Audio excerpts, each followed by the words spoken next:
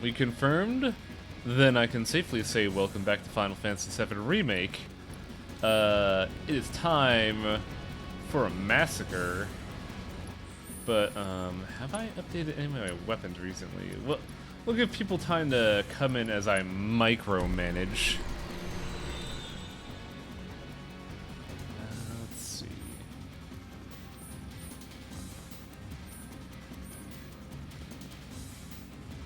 I think I should get that new materia on the Buster Sword, honestly.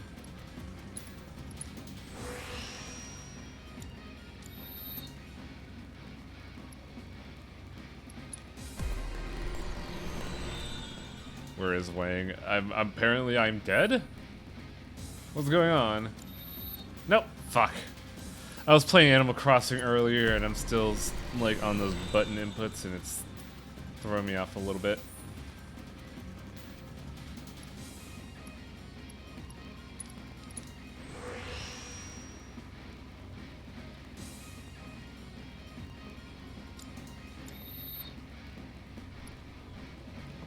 Don't die.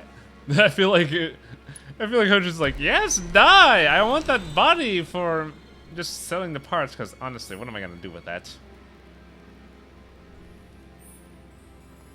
12. So I only have enough for what's in the 8 slot.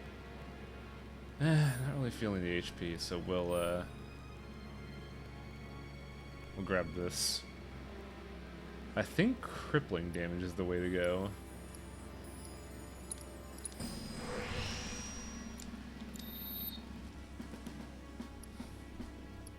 Hard Edge is confirmed upgraded.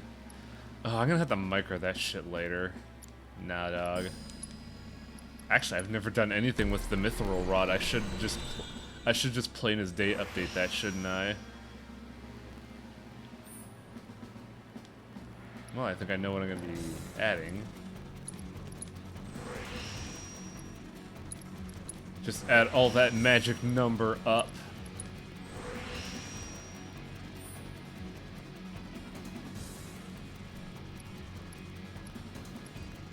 Do any of the material slots link? Additional. I don't want additional though, I want link. Maybe the other one will give a link once I do this. There we go, yeah. Give me that shit.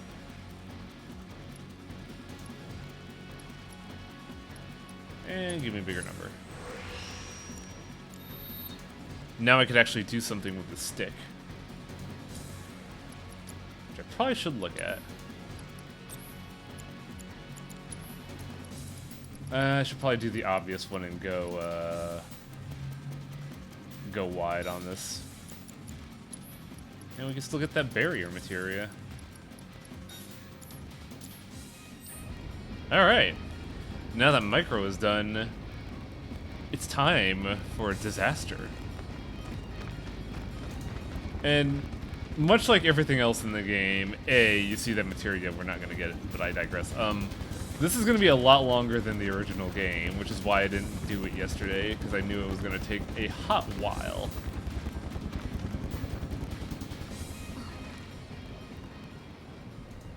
I do not think it is possible to max out a weapon's nodes, which is good.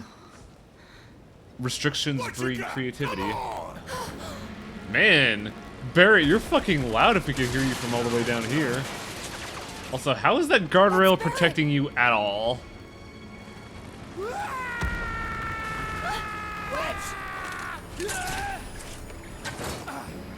Also, dang.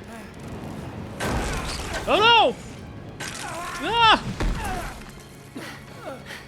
Oh shit, Wedge survived. It's Shinra. They're trying to take out the So, this is a departure. Wedge fucking dies from that fall in the original game. Stay with Wedge. Of course he died because he fell from the top floor of the building. Which leads to the theory somebody posted yesterday of us being a bit too early to the party. Big's heat. They were shooting at me in heat. Wedge, please. Let Cloud handle it. Don't worry, I'll patch him up. Yeah, it turns out grappling hooks are a time crime. Hang on, guys. Help is coming. And the ghosts don't like that. What? Wedge, Listen to me. You stay here with them.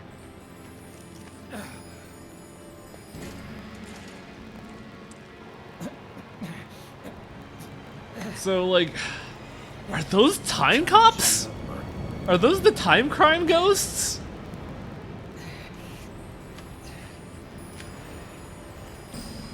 I can't believe lobotomy corporations come back to haunt us.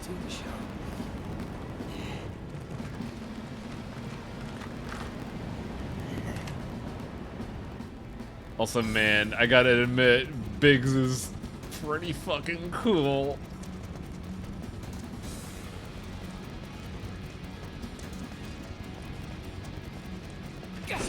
Ah, that's not Shinra crates. The trash coasts. The trash!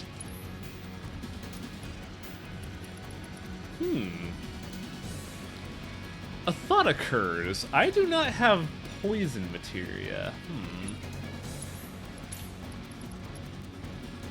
I'm curious about something. No, fuck. Materia, cloud. Oh, elemental only does that. Do I have a status materia? I have elemental, magnify, warding, synergy. Oh. Well, let's do this. Warding sleep is kind of dumb. Let's ward poison. Just so, I have a reason to use poison, because I'm curious about something. Biological damage. Dude, if I get those wascally wabbits with me, the Shinra doesn't stand a chance.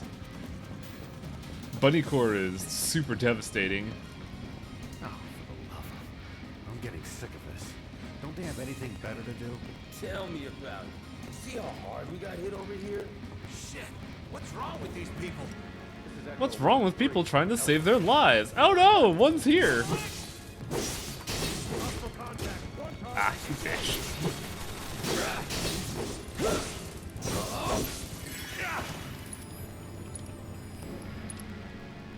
There are 3 of them. It's over. That's enough. Get a taste of the tonfa. Poison deals a small amount of non-elemental damage guaranteed to hit. Interesting. This'll sting. Enough. That'll do. That it? I level up by guarding. Excellent. That it? Poison works on... I'm sorry? Oh man, fuck. I think I could have bought poison earlier as well. Shit. That's it's kind of a game changer.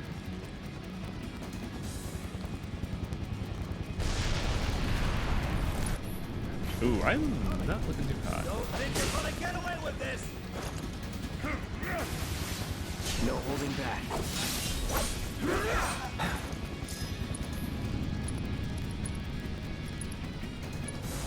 Mid dive in. You're dead, beat! That's that.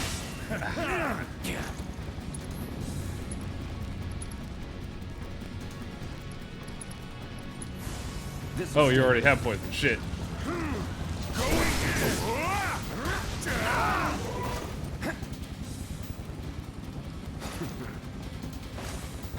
What's happening? I'm ready!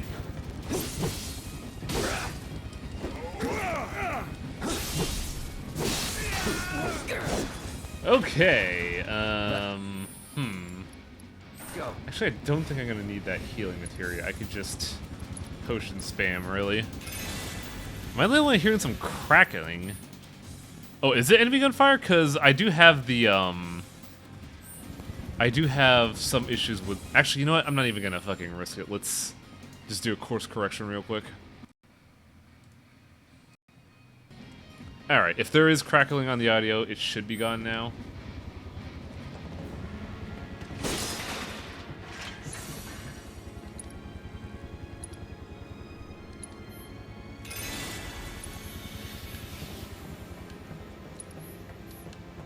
Because that is one thing I always try to look out for when I use the capture card.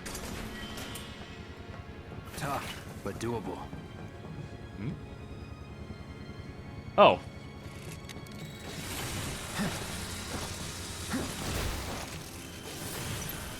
Get back down here, you fuckers. What am I gonna do? Throw my sword at you? Here we go.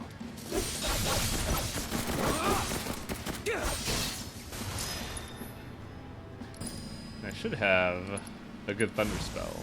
Calling lightning. So fuck that guy. Nothing to it. Ether!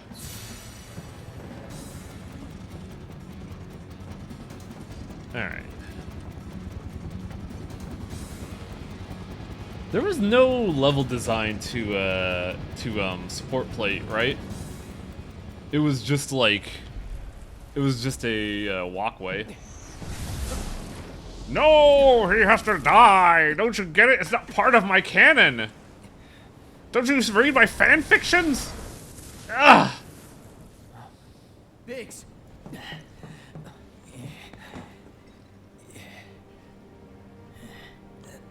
Well, this is gonna get very sappy, so like get your groan meter on. I might not. Hey, is Wedge? Don't worry. He'll bounce back. Yeah, he bounced pretty good. That's good to hear. Could have used some extra padding myself.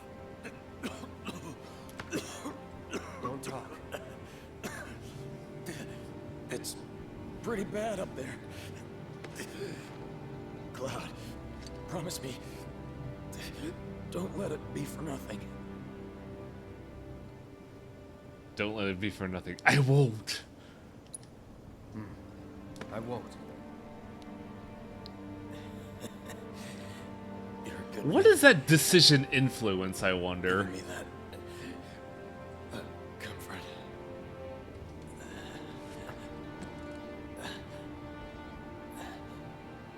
Oh, one more thing. The Leaf House. It's an orphanage. In the Sector 5 slums. Oh yeah, that's right. Biggs was a mentor to I someone used to there. visit- I forgot about that actually. That you'll have to do yourself. That kind of sucks because Biggs is such a hero, yet Jesse rags on him so hard. No. But you have so much in common. You're like a fucking brat, I swear.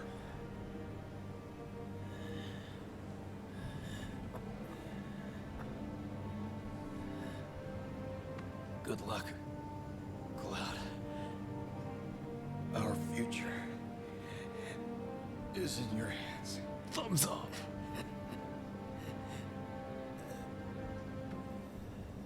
Ah.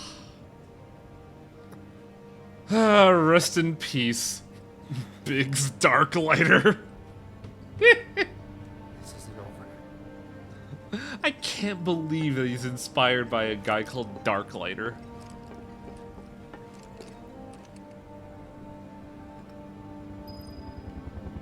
That does suck though, because Biggs is one of my favorite characters. Like, in this remake, I think he was actually pretty fucking cool. Dude, it fought with a revolver, or with, like, it's not really a revolver, is it? It's just it's a belt, it's a magazine-fed pistol. Like, he fought with a pistol and he tried to be cool. I think that's really cool.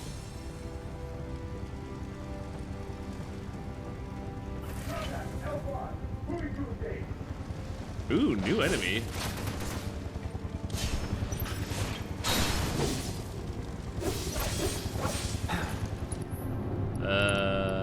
There we go. Allow me.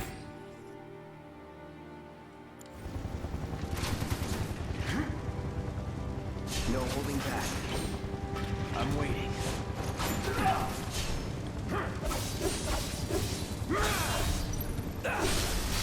Let's do Oh, you are just fucking gone right now. Goodbye.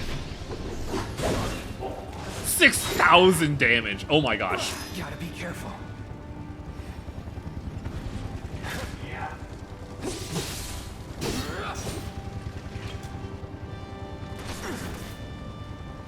ATB, ATB, ATB.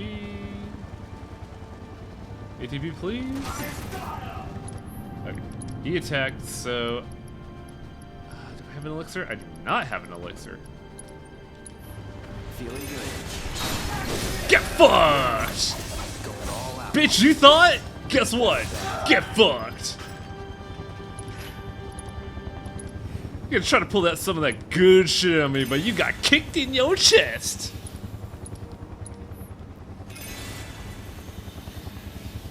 You need to upgrade your armor. Do I have armor I can upgrade?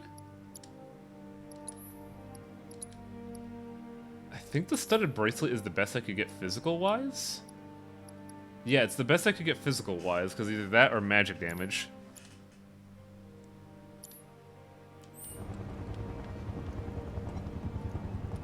I know there's better armor, but we don't get it at this point in the game.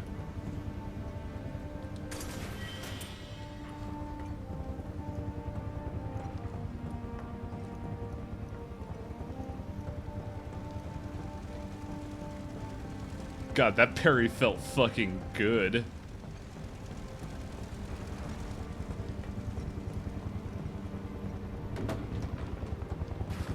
I think it's mainly because when you're in Punisher mode, you take a lot more damage than normal. Especially from bullets, because you're not guarding them, you're just like hoping for a parry. And I do tend to favor Punisher mode over Operator.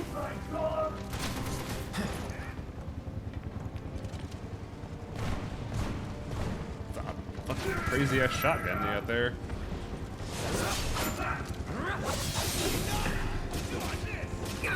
What the hell's happening? Oh, I see what's going on. Someone's being a chucklefuck.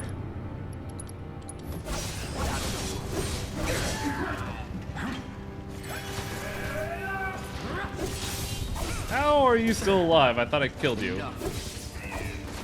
Go bounce and die. Ain't dead yet. Come on. Try me. Steady. All right.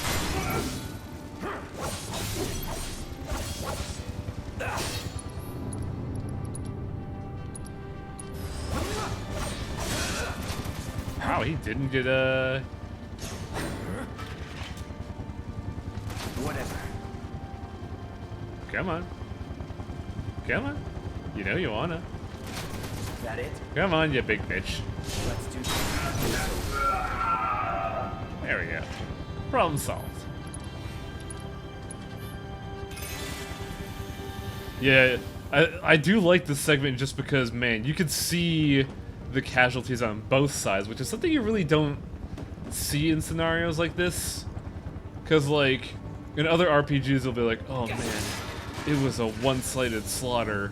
They didn't stand no chance. But here it's just like, Shinra's got some casualties, but they got the money to replace the new recruits that they just threw at Avalanche.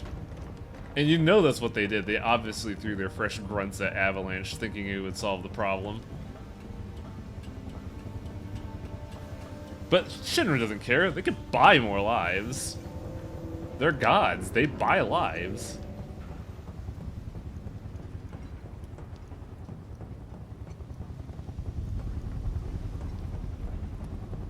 Another fight right about here. No.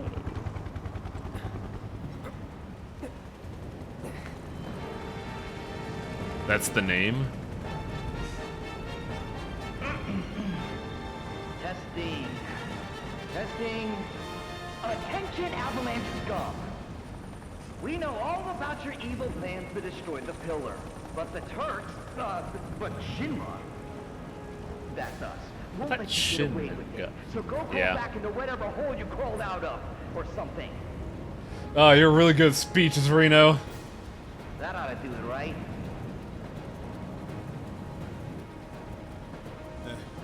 Good enough. Wait. I know you. Oh yeah, Fenfil, you're supposed to hate the Turks. Mr. They're not good people. They're Black Ops. They basically do shit that's not supposed to be on records. But I still think they're really cool. They are good-ass villains. First class asshole. I can't beat you in a fair fight, so how about this fucking 762 from me to you? Also, real talk, I think Cloud's hide enough to hide behind his sword and take care of all of that. Not good.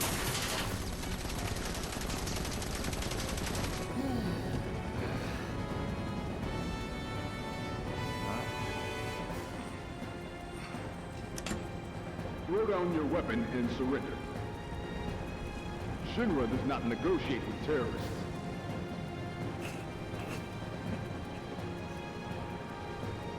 I still find it insanely insane that Midgar is so huge that helicopters can fly in the Undercity. Man, screw this cheap-ass play. It's also weird to see Rude have, like, a code beyond being just a scumdag. Also damn, Tifa! Roundhouse kicking 8 industrial pipes. Yeah, I believe Cloud is like 5'7", so that's the height you're targeting for. Conversely, apparently Zack is 6'2", which is my height. And I'm just like, I'm sorry. I can't stay here. I have to help them. Go. The only person taller than me is Barrett. Aerith, there's a bar in the center of town, 7th Heaven. I need you to Get Marlene to safety, right? Have we It's okay. I'll find her. told Eris about 7th Heaven and or Marlene? Oh yeah, Cloud is less than 6 feet tall. Like, in the first cutscene with Sephiroth, he seems fucking titanic compared to Cloud. It's insane. Also, I think Cloud is taller than Wedge, which means Wedge is lower than 6'5". So is Tifa? And Eris? Wedge, wait! You guys can't stay here! Come on, come on! Though I do gotta admit, Wedge gets a fucking glow up here. We don't have time to waste! Sir, we need to step away from the gate. You have to open the gate! If you don't let these people through! Back off! It's not gonna happen. Wedge!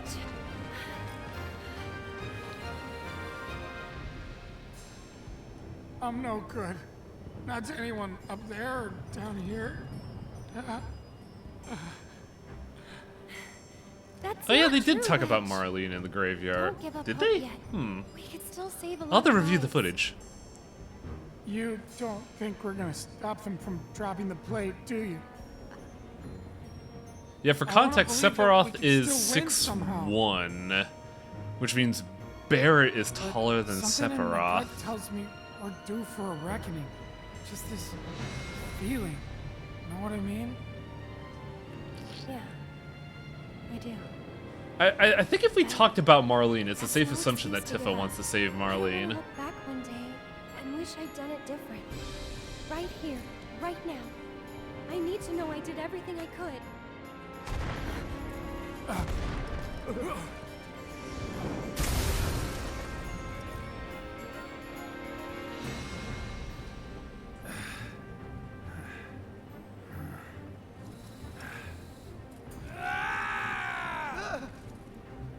I'm not sure what's gonna happen next. But I am sure I don't want to regret the choices I make tonight. Also, we didn't get to see much of these two, but there was a small dynamic of a senior officer and a rookie Shinra operative here. And it kind of pays off. Close it!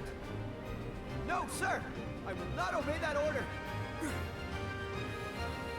This way, everyone! Quickly! Quickly! Look at that Shinra recruit with a spine. Wedge! Also, Seven Wedge Heaven getting is his just down glow this up. road. Like, he's being a badass. Right, you can't miss it. Don't What a worry about hero. me. All right, I'll get these people to safety.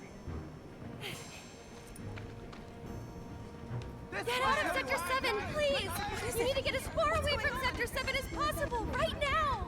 Go to Sector 5 or 6, anywhere but here! You all have get out of Sector 7! Now! Please! Slow down. Do you know what's going on? What do they want with the pillar? Well, there's still time, but... Marlene's hair makes me smile because it's so outrageous. Yes. Or not Marlene, no, Marley. What good do they think that'll do? Feel free to cry about it later. Right now, we need to get everyone to safety. Wait, the watch should clear the roads first. Ah, good thinking. Hop to it. What a great leader, Grandma. Avalanche, I take it? Just a friend. Tell Tifa to lay low. We'll take care of things here.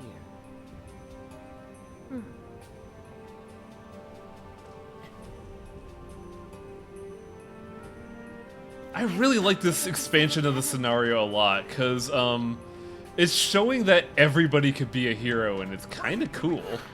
That's it. Everybody gets their badass moment. Look out!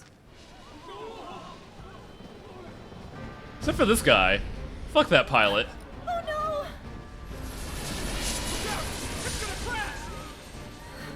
Time to run! Eris! Eris! Marlene! Eris!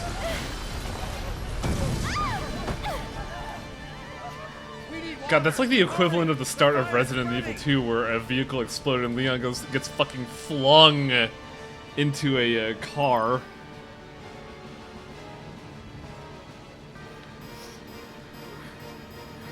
Marlene! It takes a lot of damage for something to actually explode. Yeah, but also, let's be real, helicopters are like hyper death traps. Gotta find a way. Oh, pardon me. Move, please. I got a darling little child to save. Finally! Why does everything fucking explode? Hold on. Oh no, little kid! Oh, you poor thing. Darling child, no! I know it must hurt, but you've got to be brave now, okay? Please, don't cry, don't cry! This way! Hey! Hey! Over here! Don't be a baby babu, we gotta go! I'll take you to her. Ready? Oh, we're gonna have to. Oh, no. I guess we gotta be a hero! A slow as shit hero! Hey, what's going on? Has anyone heard anything? No need to rush. Steady. We need to get out of here, right now! Come on, we've got to go I'll be too. fine. Don't worry about me. Man, a lot of people are evacuating Sector 7. Just have to work together. Get to Walmart now. It's dangerous here. This way! Quickly now! Keep moving!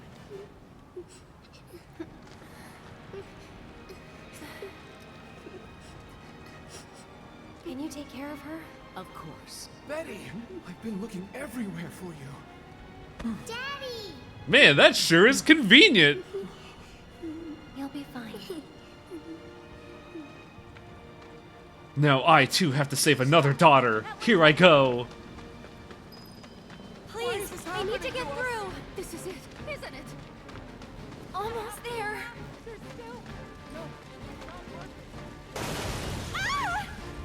Again with the fucking oh, ooh. Probably for the best. After all.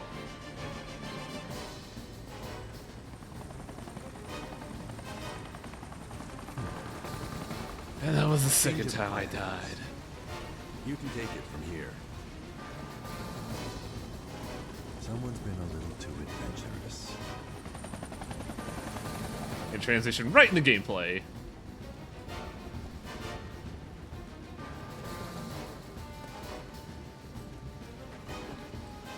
Hello, my name is Eris, and I seem to attract explosions. Please help. Please be okay. coming for you. I feel like Eris would be like, fuck. Ow. Piss. Egg and chips.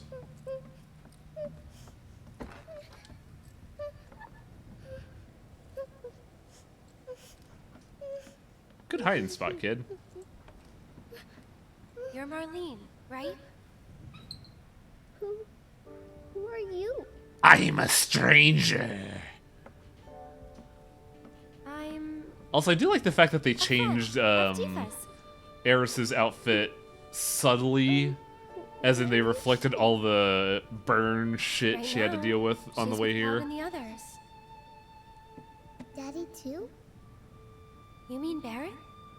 Yep. The funny He's thing there is, like, in all scenarios, Marlene really should be apprehensive Daddy's here, not coming home? but I think Not yet. Eris just has That's why that I much of a came with disarming idea. personality. Tifa asked me to. She said, take care of Marlene. The thing is, this place isn't safe now. I'm gonna take you somewhere safer, okay?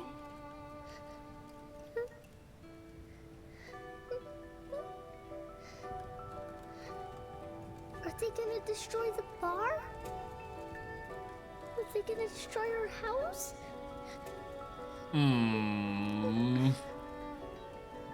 That's rough. This is Marlene's house, isn't it? I know it's hard. Just remember, you still have your daddy. You can build a new home together, anywhere. Shall we go?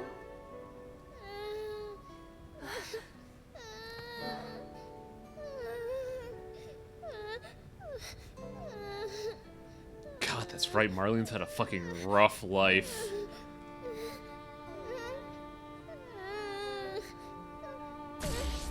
And apparently everybody's having the aneurysms now?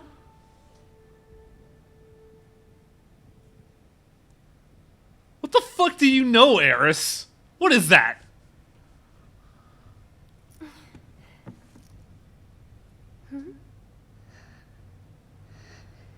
What did you do? What did you transfer over? What are you?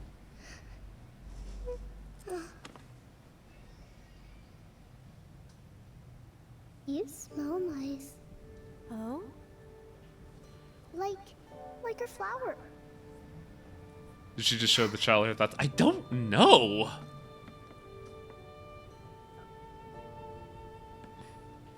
And yes, Cecil, the flower is still there.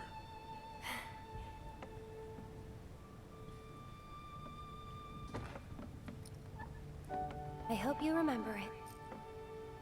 Because it's gonna be fucking Come flattened. on.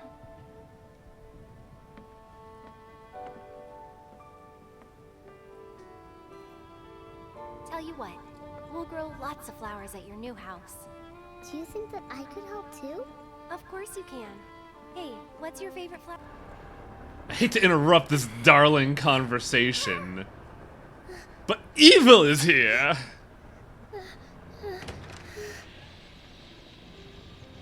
Trailer shot. You led us on a merry chase, Aerith. Sung. I always thought it was pronounced sang, not sung.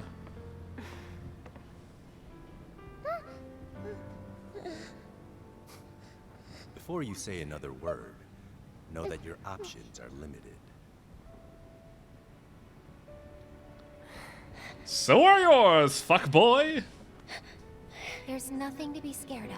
Yeah, okay? Sang always had the dot. That was like the big thing that established him compared to, say, Reeve. How about we make a deal?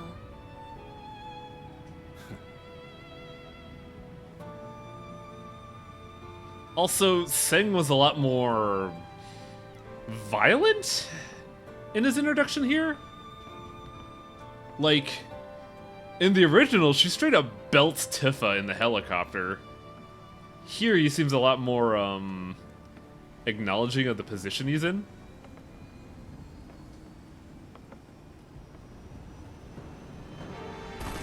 No, yeah, he. Fuck. I was thinking of Eris at the time.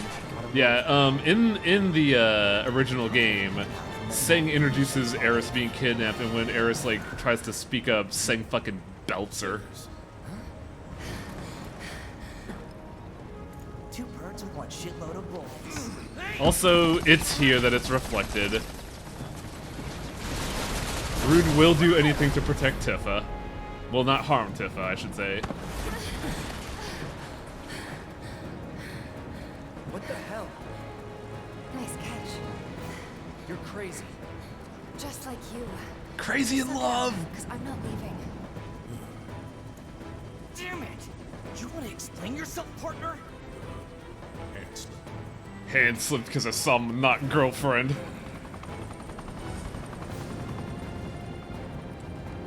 Where's Eric? I sent her to 7th Heaven. What's your materia? Tifi? Tifi, what? Get Marlena. Oh, damn it! Well, Reno, you shot me. You got your revenge. Okay. What? We can still stop this. All right. Right? Nothing to it. Then let's get moving. Hey, get the fuck down here. You're going. I don't know about you, but I'm over this shit. This is just like, I also just love the mad smack that Reno's talking. All set. Damn you, fucking hiding.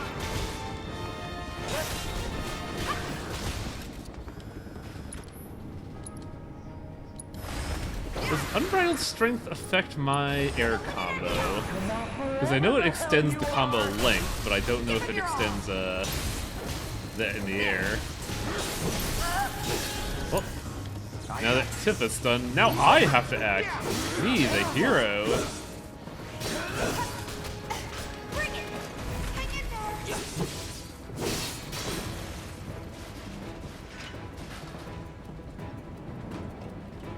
Oh man, Fenful, congrats on the dumb number. But did you not see the other dumb number? I have a stupider number now. Let's do this.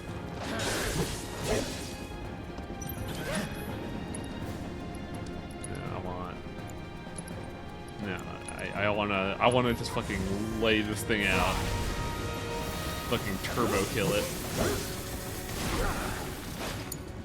Okay, let's go. So you gotta be some kind of badass to kick a robot. Come on. Keep it up.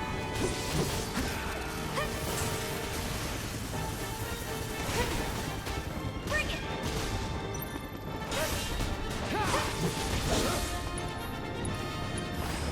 Let's go. Get out. Taking over. You're done. What's up, guys?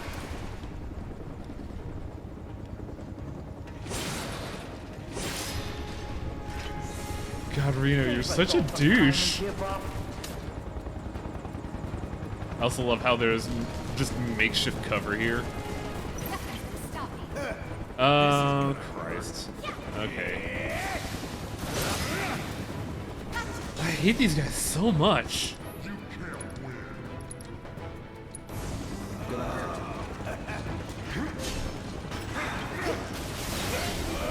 Especially when they do that shit. No, I'm not fleeing. What the fuck? Shield front.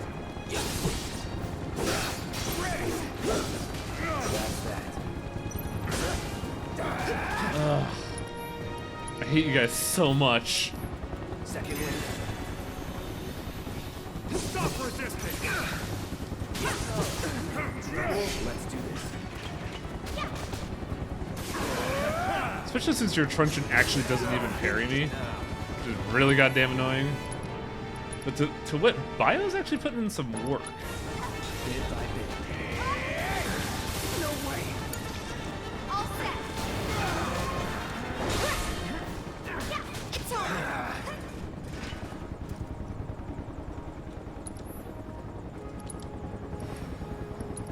If Reno used a gun, he would shoot sideways. Ah, like a shotgun. Torpo's been introducing me to Black Lagoon, and there's a scene where somebody shoots a shotgun gangster style, and it's incredibly funny to me. Concentrate. Oh, that's gonna suck.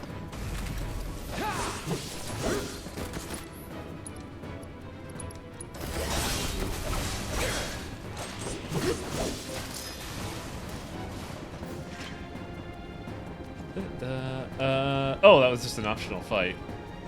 That must have been the platinum optional fight, where if you miss that fight, you don't get an S rank. Well, if this is how you want to play it, that's fine by me.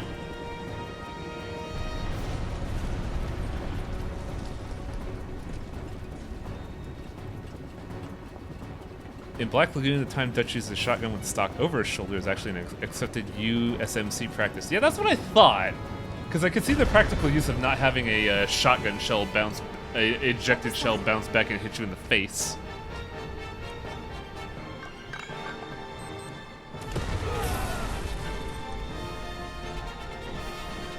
Also, I do like the fact that Jesse is in fact a explosives expert.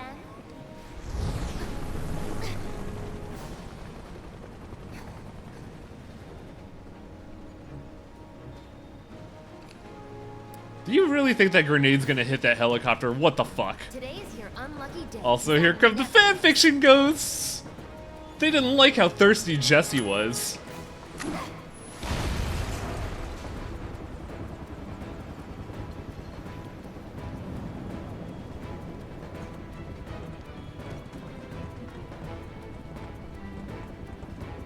You're just too thirsty for Cloud. We have to take you out of the equation. Oh, come on. No more of these guys. Stop resisting. Shield front.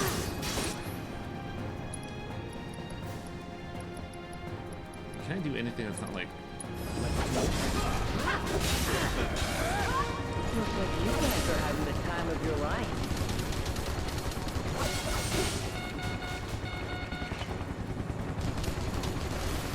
Oh, you were actually going to do a melee attack that I could have parried. Seems we've lost control of the top floor. Our guys are seriously struggling to take down these assholes? Anyway, we may need to intervene personally. Oh, there's a helicopter boy here, too. Keep them busy, will ya? Come on, over here.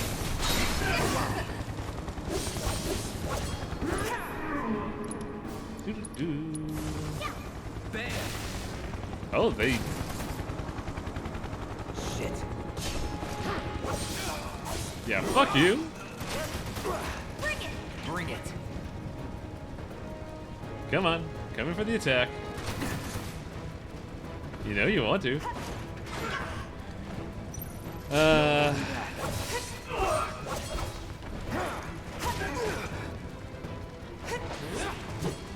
God, I hate this guy. He's such a big wuss. You hear me? You're a chicken wuss.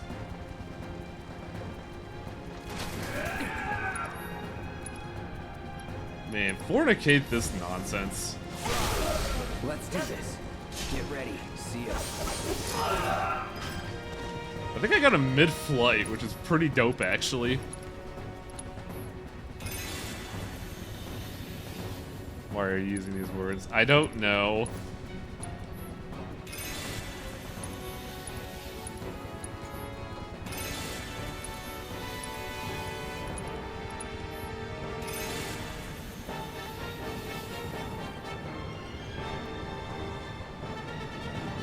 I'm gonna laugh if there's a bench up ahead.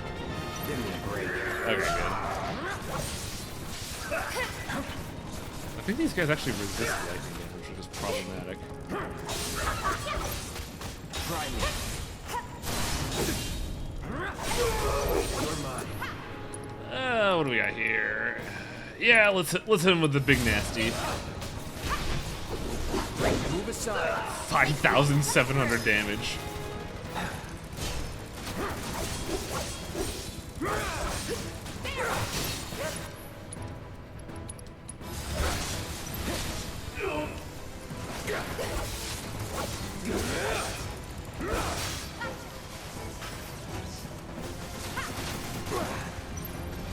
No holding back. I see you. Ugh, I'm getting fucked up. Hang on a second. Like, man, Cecil wasn't joking. I am getting ruined here. Going in. No more playing nice. I'm not gonna hit you with the limit, but you deserve the big nasty for all the grief you've caused me.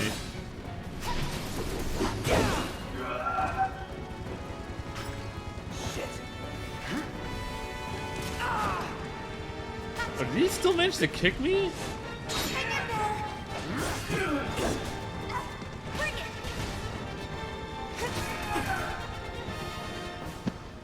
You know that I've come to say silly words at you, right? Oh, absolutely, but I'm a little preoccupied right now, and I don't think I'm on continuous. Let's finish this. Gosh, these guys better fornicate themselves. The hussies. Okay, I am on continuous.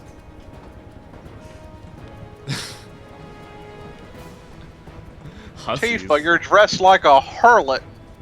Hussies, what is this, near?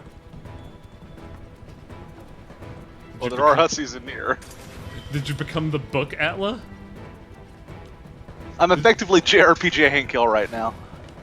I can't believe you're Liam O'Brien. The secret's out. It's me, Liam. You hussy. How dare you dress like a stripper? You painted strumpet. Like this 1920s Southern gentleman dialogue. The flapper. Oh, that's a dead fucking Jessie. Oh yeah, she got off for being a hussy. That's what you get for trying to put the moves on Cloud. He's a taken man even though he doesn't know it yet. Notice, by the way, that the fanboy ghosts seem to really hate Jessie's guts. I know, right? Like, they single her out hard. They don't give a shit about Wedge and his pizza lust, but Jessie gotta go. I saw a really good image on the internet where it's like a text conversation between Jessie and Cloud, where Jessie's like, "Yo, how big's that dick?" And Cloud responds, "Small, go away." They're your last. It's okay, Cloud. I've got a baby penis entirely to disinterest you. They were my bombs. They were all my victims. Man, this would be great if there was if we knew without absolute certainty that Shinra just covered for them. My hero. So gentle. Just try to hang on. I mean, Mako enhancements are just wizard steroids, so yes, they absolutely shrink your dick. I mean, the president did say cellular degeneration. I just wish that I could have had you over. You ever wonder why the destruct materia to Cloud's nads hurt so badly? It's because it hit the whole thing. I can't believe Cloud is the Leon meme. No way. I mean, I bet someone has done it now. No, they have. There's one for fucking Lobotomy Corporation. Yeah. Okay, but I can't think of what it would be, because there's too many options. It's, Angela versus X. Did I say something Simple. wrong?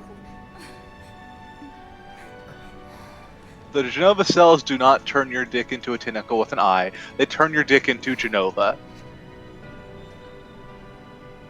And then Sephiroth is all up in that, because man, does Sephiroth have mommy issues. Please don't talk about Sephiroth being all up in anyone's dick, Highwing. I mean, have you seen how often he appeared at the beginning of the game? That shit was weird. I mean, I read his dialogue, it's like that, but still. And even then, I know we had a joke the other stream about Genova cells. I forgot what it was, and it was really funny. It involved Hojo's Will It Breed.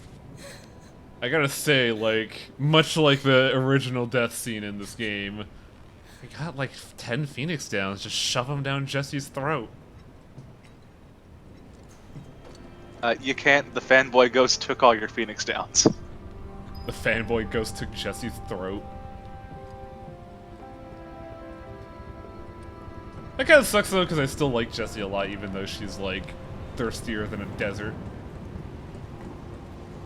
I mean, to me, the thing that weirds me out is that they singled her out. The ghosts, like went and they didn't like the attack on Sector 5 reactor.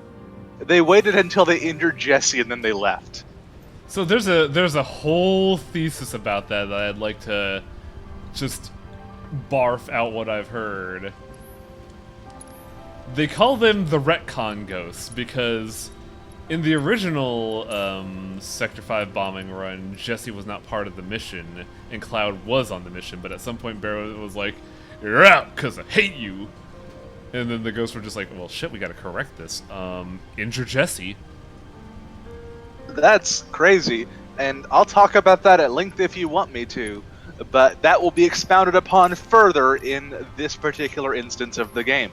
Like, given the scenario, it does make sense, because at this point they're just like, hey man, you're not supposed to live beyond this segment. Time to die, Jesse. Sure is a crazy theory. Do you want me to speak about it at length, Highwang? Not yet. We gotta beat the game. I'm just saying what I've heard from people who have also not beaten the game. Oh, I know. That's why I phrased it how I did, because I have words about this subject, but they will be reflected later on in the game.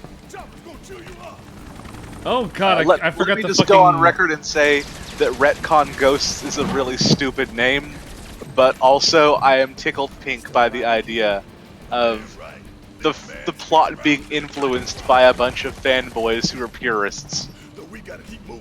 I think I forgot my opportunity to fix Barrett's gear, because I was expecting it to be like a original Final Fantasy. We're like, we gotta check our gear before we go. Time to steal it from Cloud.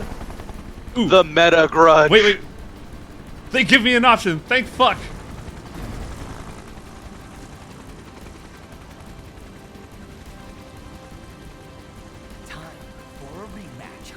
And that ponytail is just one solid unit, isn't it, Reno?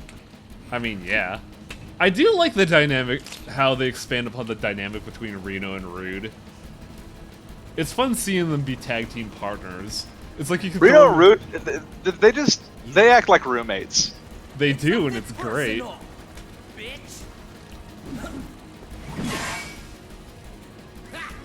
Nothing personal, bitch!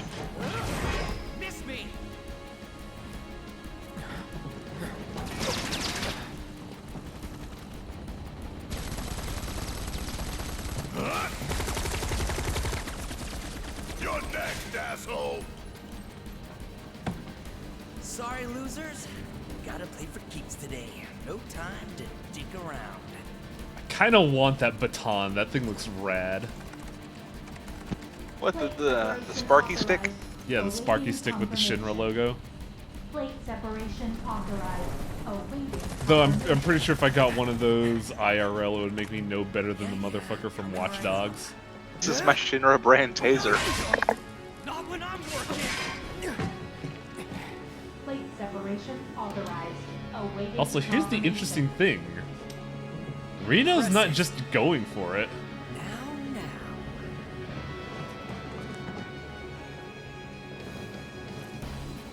You ain't got shit on us. Because in the original game, he fucking goes for it. Also, I have to adjust Barrett's materia. I mean, here's my question.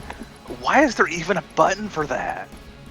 Because, like me, you may have missed the opportunity to do the menuing in between, and if you took stuff from Barrett's gun... I don't give a shit about that. Why is there a button for detaching the plate? You know, I've been ruminating on that, actually, because, like... It's a very good question. Why have this obviously destructive scenario? Like, I'd imagine it would be if they were trying to do, like, renovations and shit, but even then, it'd be better just to deconstruct the whole thing. Like, there is no reason there was a button to just, like, planet drop someone.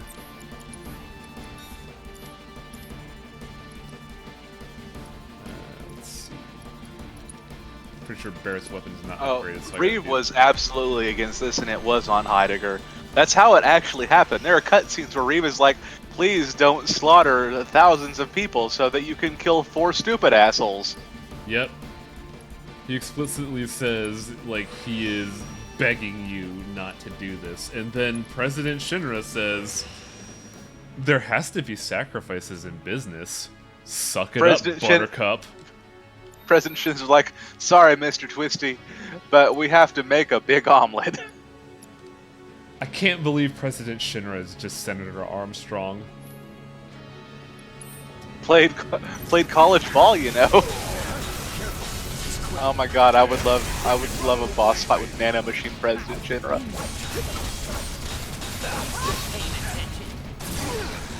So and Sephiroth has to get Jetstream Sam's katana to cut through the Nano Machines. I just realized something very bad. My elemental weapon is still lightning, and Reno resists lightning. Damn it! The only thing I know for real.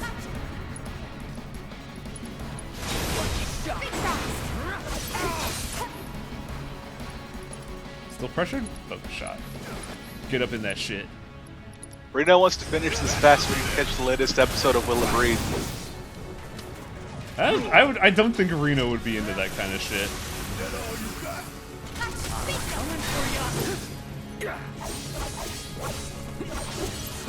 What do you think Reno watches?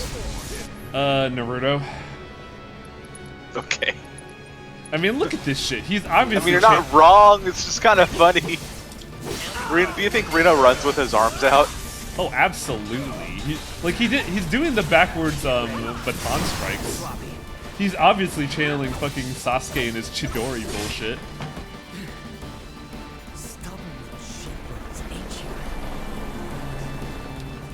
Inversely, I'm pretty sure Rude watches stuff like One Punch Man and doesn't watch anime. Rude watches House. Really? What do you mean, really? I don't see Rude watching House. I don't see Rude watching anime. That I could concede. Oh, I have lightning. Fuck. Elena is into Will It Breed, yes. Yeah, Elena would be that because she's deep into Sang.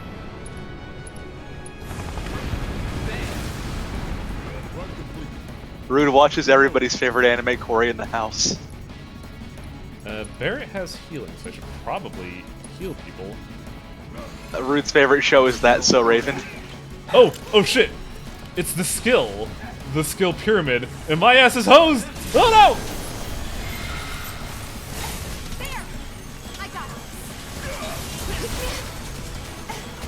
Did he just trine your ass? Yes, actually. That is in fact what he did. Because that is a thing he did in the original game. He didn't trine. Oh, what? What exploded? The trine! And yes, he did in fact cast Pyramid in the original. Like, that was one of his He big... did, but it didn't look like fucking trine. Well, that was because of the graphic limitations, but I digress. Never mind, Highwing. I'm a little too focused right now to make jokes, so I'm sorry I can't follow through with the humor. I'll just go into the lowbrow and start saying not swears. Where Reno thinks you're stubborn little poopy pigeons. Stop it!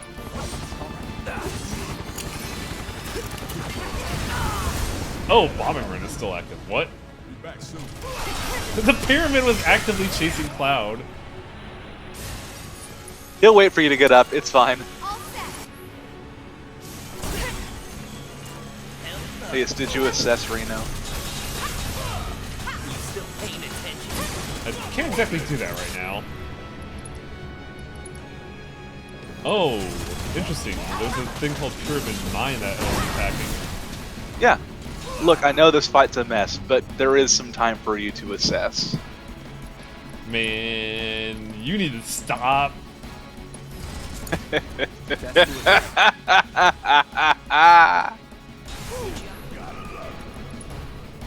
just fuck Reno's life up. I mean, I'm going to not avoid.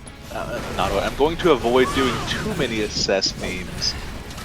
I won't stop when he remembers to assess. I don't really give a shit one way or the other if he does. I just do it because I think it's funny, and eventually it gets chat to stop asking to assess things.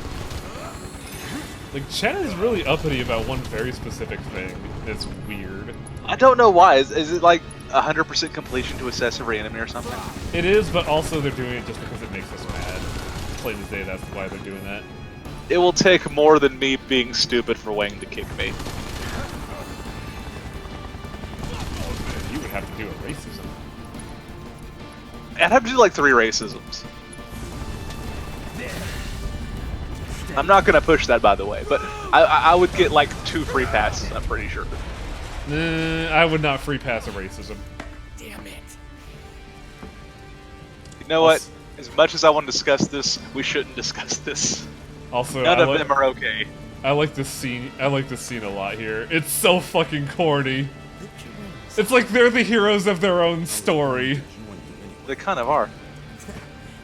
Also, I'm really glad that Rude has infinite sunglasses. It's so funny. Let's teach him the Turks two-step. By the way, you don't get to do this until like after what's it called? After Midgar. This is. Oh hey, did Rude start with half health? Yeah, because I've been shocking his ass. No, Rude. Yeah, I know. I've been hitting his helicopter with lightning. Oh, I thought it was because he just got out of a helicopter crash. That would make sense, but I'm pretty sure it's just because I've been throwing lightning up his ass. Also, yes, as they do say in here, if you look carefully, Rude does not target Tifa. Yep, that's a given, but I'm a little bit... Tifa will still target Rude, as you see back there. It'll also beat my ass, as seen. And in fact, it's pretty intense. I'm told that if both of your Cloud and Barret go unconscious, Rude will attack Tifa, but only with like basic attacks or just staring at her. Oh, I don't have enough for Kira. Uh-oh. Get ready. Give it up. Man, I cannot dodge that dive kick. It's so frustrating.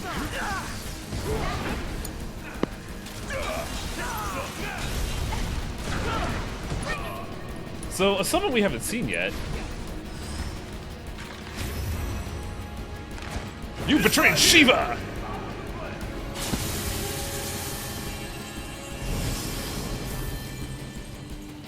Every time I see Shiva, this is the summon that was ruined for me by Final Fantasy XIV. How so? Well, all of the summons, like not all of them, but I'd say more than half of the summons in the series are like raid boss fights in 14. But Shiva was the one who got a lot of story and probably had the best song. Where's Rude? Or where's Reno? So every time I see Shiva, like Oblivion just starts playing in my head now. I need to heal up because my ass is getting chewed out raw by these guys. To use words that we've used in the past for jokes, pretty much all of the summons are called primals in 14, and they're all Tulpa. They're all Festivore tier Tulpa. But Shiva is a Tulpa that someone summons into themselves, like Henshin Agogo transforms into them. And therefore they get a whole lot of story. Dude, Rude just volleyball spiked you. Yeah, he has a lot of command grabs and it's kind of frustrating. Yeah, they're Tulpas.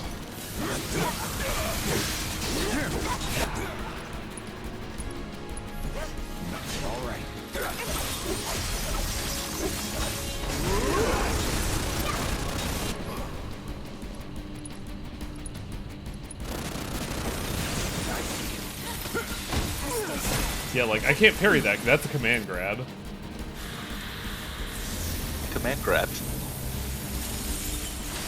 And I believe spinning X kick is a knockback, so I can't parry that either. Like, Rude is very much anti-Cloud tech. Have you considered just playing as Tifa? Well, I just did, and I got belted for it. But he just pushed her out of the way. That wasn't even an attack. He grabbed your wrist, turned it behind your back, and politely pushed you out of the way to go beat up Cloud some more. Come on.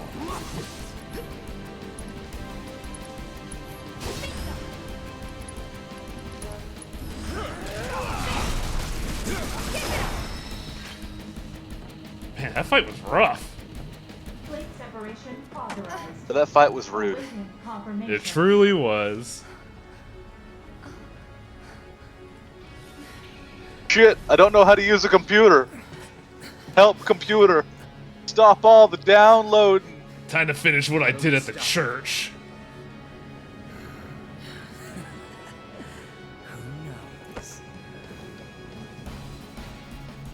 I could just like rest that sword on his neck and fucking kill Reno. But here's an interesting difference. Well, A, the retcon ghosts are in full force now.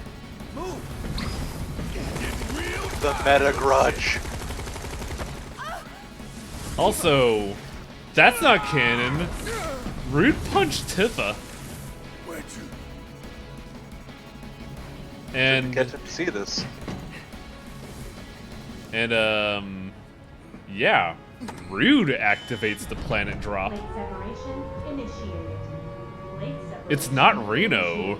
Rude does the bit. separation sequence. I think that's why they put in the phrase of like, I'm not a bad person, but I have to do bad things. Because they're trying to establish Rude as the guy who has to get shit done. What have you done? Because like, Reno was growing a spine about this. He did not want to do this. So it's up to Rude to do a horrible atrocity. He wasn't eager to. Rude's not eager to. He just has to do his job. Yeah. So that's not gonna help Barrett. In fact, that might make things worse.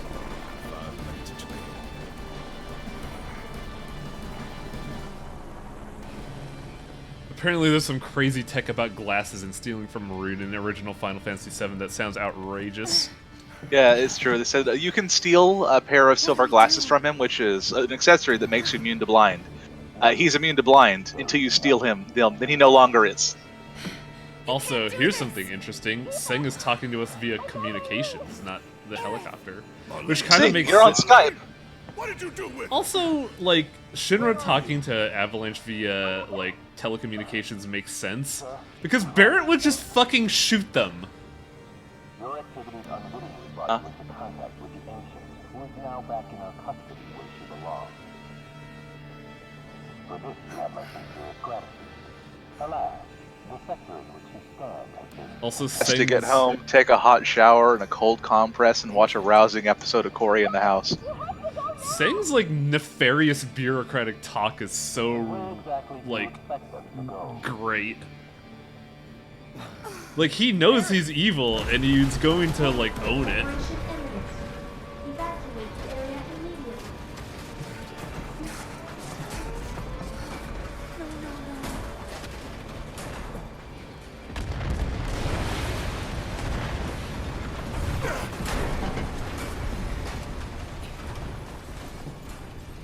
So yeah, the retcon ghosts seem to hate anything that's different from the main game. Yeah, funny, just like message boards online. They're message board ghosts. They're GameFAQs forum ghosts. And at the same time, Jesse would have made a pretty good party member. Yeah. Sadly, not really Biggs or Wedge, because Biggs basically doesn't exist, and Wedge is there for comic relief and pizza. Yeah. I thought Biggs was cool, though. Like, he would have been great if he stuck around. He'd be cool if they gave him lines. Yeah, instead he's just kind of a punching bag for Jesse, and that sucks. And I had to review the footage. Yeah, they do just take a zip line out of Sector 7 when this is all happening! Which is really insane, in my opinion! Wang, be quiet, genocide is happening. Yeah, in the game's first ever actual FMV. By the way, Wedge is not getting out of this alive. Con Ghost, we're killing your cat! Also, this would be so weird for anybody who doesn't know what this is. This fucking Disney cat appears out of nowhere to lament this. Does show, though, that Reeve regrets this immensely.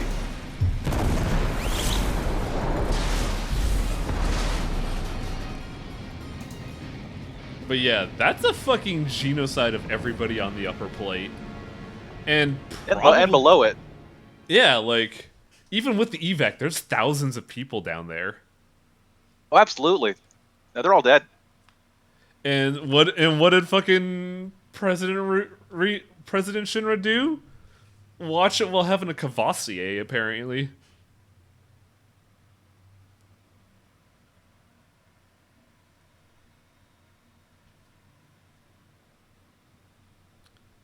Reeve is getting every artist in Midgar to draw his OC, but he tips the artist very well. I don't want to imagine Kate Sith as Reeve's OC. No, that's too much. I don't like it. This is my OC, Mr. Twisty.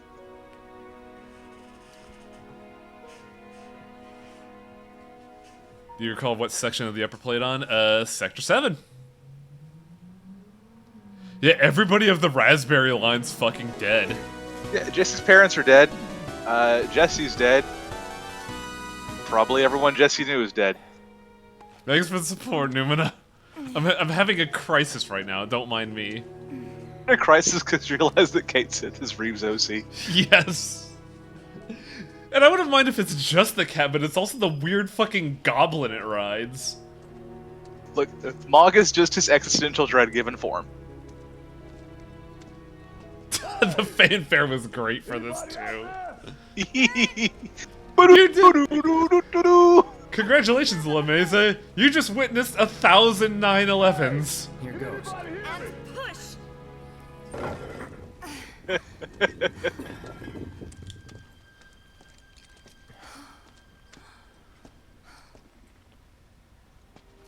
So, Wedge died as he lived. Helping his cats. Pizza.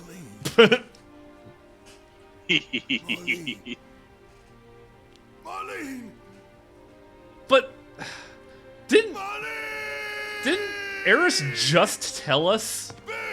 Well, this makes sense. Right? Yeah, President Shinra dropped a hot slice on everyone. Damn it! God damn you! So yeah, there was a mass genocide to kill 6 people. And it didn't even kill 6 people, it got 3 of them. I forget if it's expanded upon in the original game or here, but the idea is that they were doing it to both kill 6 people, but also use the PR from helping the survivors in order to boost Shinra's image to their subsidiaries. So this makes no fucking sense because Shinra's the one who dropped the plate. Nobody knows that. Everybody thinks Avalanche did it. It was us. So they're cashing in on an atrocity to make their public image better. That's what all of this is. It's a PR move. No, you can't think like that. I do like this interpretation of the scene, though. It's always fascinating to see Barrett act like a human. Am I right? Did you know that Barrett is actually is a cool dad? It just doesn't come up often because he's too busy being an eco-terrorist. Yeah. Yeah. What do they call it? What do they call it? A false flag operation? Also, Nope. Oh my god, Barrett's hands are huge! Yes, they are. They're as big as Tifa's head!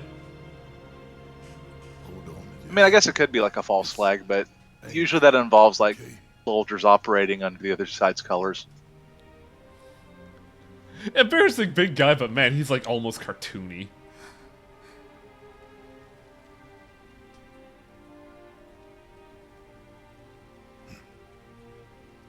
Cloud's just like, fuck. Barrett. What do you even do? Arlene's fine. Aerith found her.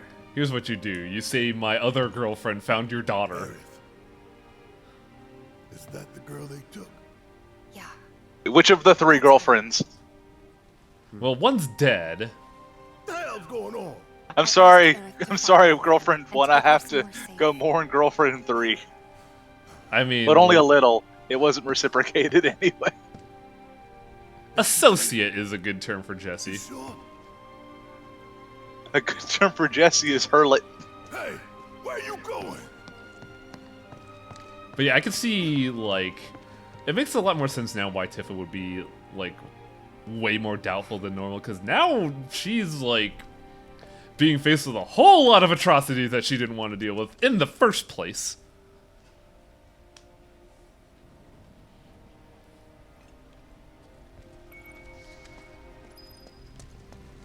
By the way, congratulations, this is our party for the rest of the game. I mean, okay. Well, that's not true. I didn't really think that. Eventually you get Vincent Valentine. Yeah, senior officer, you're a fucking cock for trying to stop people from evacuating an obvious terrorist attack. The new recruit is the hero. Praise be to rookies, they are the true heroes. Which is a shame because once a new recruit gets back to Shinra HQ, he's gonna be summarily executed. A true hero's end. I said, where you going? Also, if we're talking about power to scenes, I like this one a lot. Sector 5 slums. And that's where Marlene is? Where we hope she is. Tell me she is. Give me something to hang on to. Even if she's not, I won't blame you for it, I swear. Who am I kidding? I'd probably try to tear your head off. Like, that scene right there, it shows just how not in control Barrett is and how much he hates it. Ancients? I know I've heard of them, at least. They come up in planetology books. Also, Barrett's not an idiot. To the planet. Could even commune with it, talk to it and stuff. That must be why the Turks Like, all the characters got a glow up here, and it's really nice. By the way, very important scene here. Flows the blood of ancients. This planet is my birthright. That was in the original part of this game. That is canon.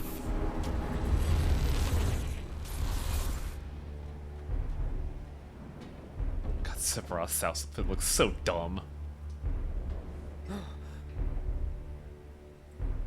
You have failed again, I see.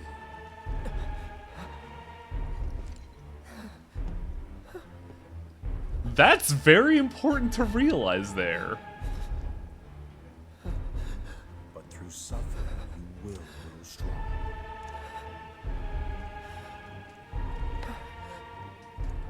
Isn't that what you want?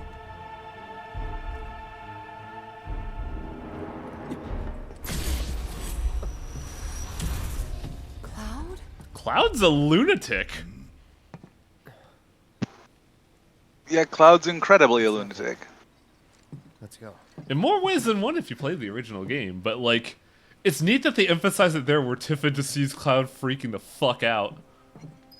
She should know that he's going through the PTSD, though. She should absolutely be aware of what's going on with him. Wait. Over there. What the hell are they doing here? I don't Good remember job, those guys Tommy. that being there.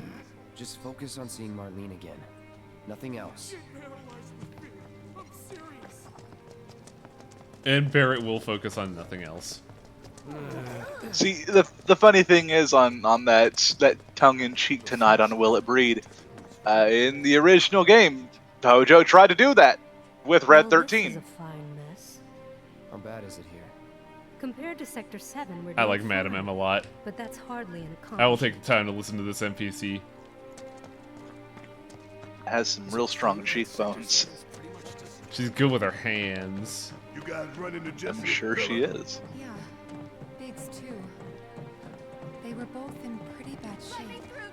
But Wedge wasn't up there with them. He got out. Wedge sure did get out. Yeah, Wedge got out of this mortal coil. But these guys don't know that.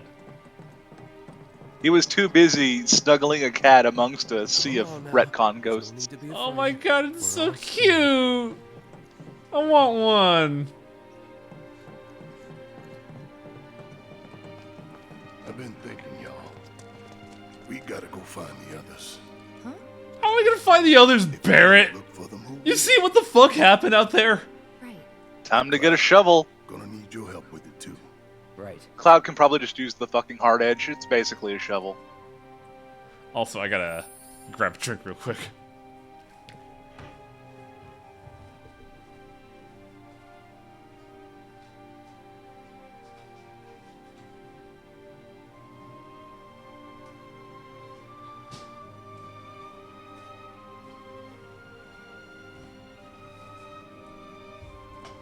There we go. Soda.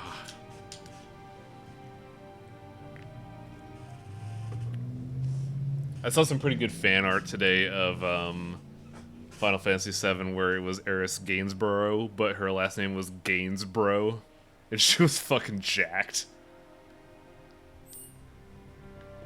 I never thought I'd enjoy such a stupidly appropriate name.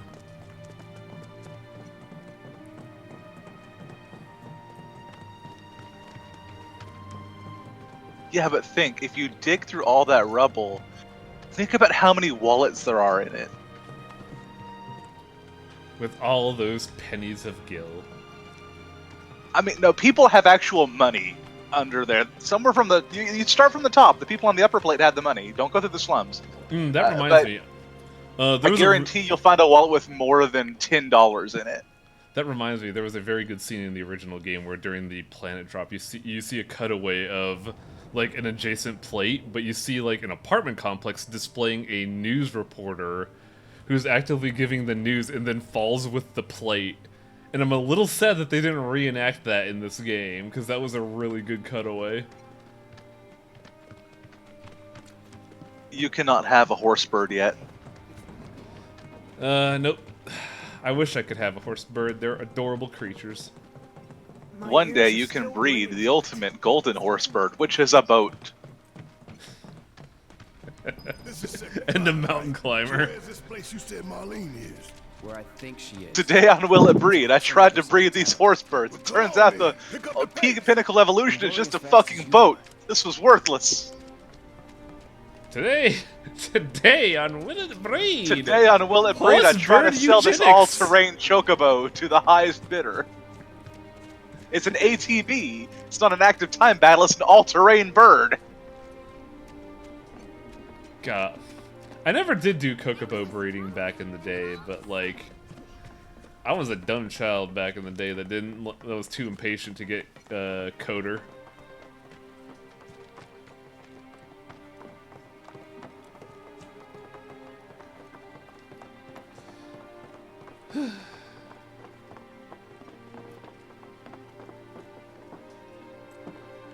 Eris's house at night. That's the house. Really glad that the plate dropping isn't the final thing of episode 1. I like content. No, I speculated that the end of Act 1 would be the boat ride to Costa del Sol, but I'm pretty sure I'm wrong. Is she here? Also, told... Brett, you are a fucking lunatic. Brett? Barrett, sorry. Just run into someone's house. Where's Marlene? Marlene's my little girl. I want my family back. I want my family back. His name is Brett She's Welch. cute as a button, with the heart of an angel. She was wearing Brett Wilson. Pink. She was wearing a pink dress today. Upstairs. Also, I do appreciate the fact that the only thing that could dissuade a terrified dad is a mom. It is very appropriate that the only person that can stop Barrett Let's go look in on her. is a mom. Because Keep they're it down. a single mom too. Actually, now that I think about it, single parent versus single parent, they understand each other. It's actually pretty good writing now that I think about it. Maybe you should join your friend upstairs. Like, yes, the gold chocobo lets you get Knights of the Round. However, it's still just an all-terrain bird. It's not that impressive. Also, I'm not gonna lie. I don't like this scene compared to the original. Because, like, Brett Welch here is supposed to, like, pick up his daughter and, like, snuggle him, and she was to be like, Dad, your facial hair is fucking killing me, please stop. And that felt, like, charming and cute, and that doesn't happen here. It makes me sad. It's any consolation. While Barrett could not snuggle Marlene, Wedge can snuggle a cat just before he dies. But she was so kind and helpful. By the way, who's ready for exposition? I took advantage of her. No, you It's didn't. not your fault. You don't take advantage of someone if they're It was openly only a volunteering matter of for it. time before she ended up Well, back there. maybe I should rephrase that. I don't think in the context of the scenario you were taking advantage of Eris. Earth. So she told you about that. No, some weirdo with a dot in his She forehead must told trust us. you all a great deal. I'm being culturally insensitive, but it's the only thing I could think to call Seng because he's Yes. so fucking stupid. Aerith is an ancient. Sung, sorry. Probably the last His name is one actually living. Sung, not Sing. Sting. She's not my daughter. Not by blood, I mean. I like that That's line what you right were there. wondering. It's another thing to, like, parallel with Barrett. About 15 years ago. My husband, he'd been shipped off to fight on the front lines. But then I received a letter saying he'd be home for a bit. So when the Why is day the people came, speaking audio I went echoing? to the Because station since it's to a meet quiet him. scene, my mic is picking up the audio a lot better from my TV. You're not hearing it on my end right now, so it's 'Cause not your mic picking it up. No, it is because I increased the audio gate on Discord. He didn't come. I couldn't help fearing the worst, even then. Also, man, But I told myself like his young leave must Elmira have is been actually pretty postponed, that attractive. he'd been delayed. I'm glad they made a second Every model day for I this. went to But there's wait no and to tweed. pray. You gotta make some sacrifices. President Shinra taught me that. I was about to say, you mean like the plate? And that's how I met her and her mother. You don't wear this tweed, I'm going to drop a plate. I thought maybe they'd run away from Wall Market, or that they were topsiders fallen on hard times. Thanks for the I'd follow, say Dr. that Floor sort of thing a Pills. lot. Take Aerith somewhere safe. Those were her mother's dying words. Also, kind of fucked up that there's people at this train station this very moment not helping her.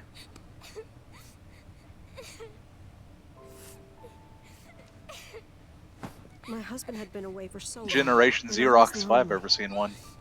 So I convinced myself the safest place for And a girl was with me. I got to watch I got to watch the original for this segment, and the dialogue took for no this is time at actually all for her to 1-to-1 start with feeling the like original game, family. and that's kind of impressive. She was a real chatterbox.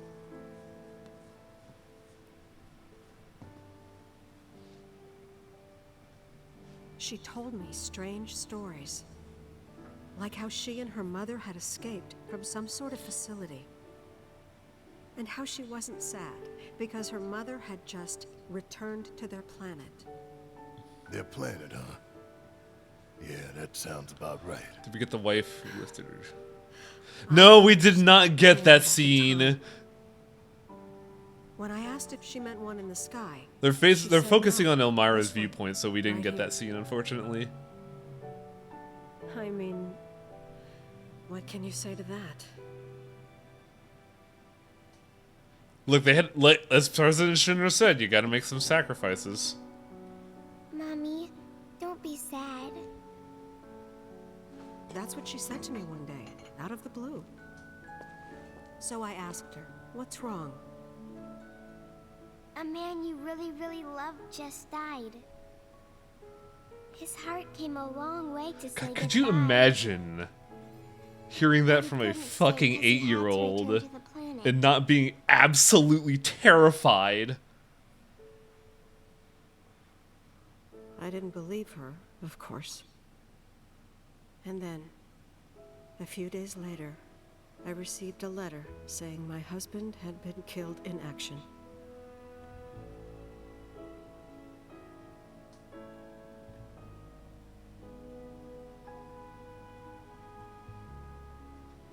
Things like that. She'd just know. It was a lot to deal with, but we were happy. That was when I dragged Eris to a church and got her a fucking exorcism. This dialogue, though, is a bit different. Also, correct me if I'm wrong. Did Sung date Eris at some point, or am I going crazy here? No, as far as I Okay. know. Okay, I was a little worried because I saw the scene and I remembered, like, wait a minute, did this happen? No. I had no idea what he meant, so I said, "Who are the ancients?" Though Sung did date Elena, I believe. Whose boundless knowledge and I wisdom wouldn't should know. guide us to the promised land. Actually, no. Sung and Elena is a one-sided thing in Elena's mind. I think Sung is just evil sexual. Allegory of sorts. But we take the words of the scriptures at face value and believe it to be quite real.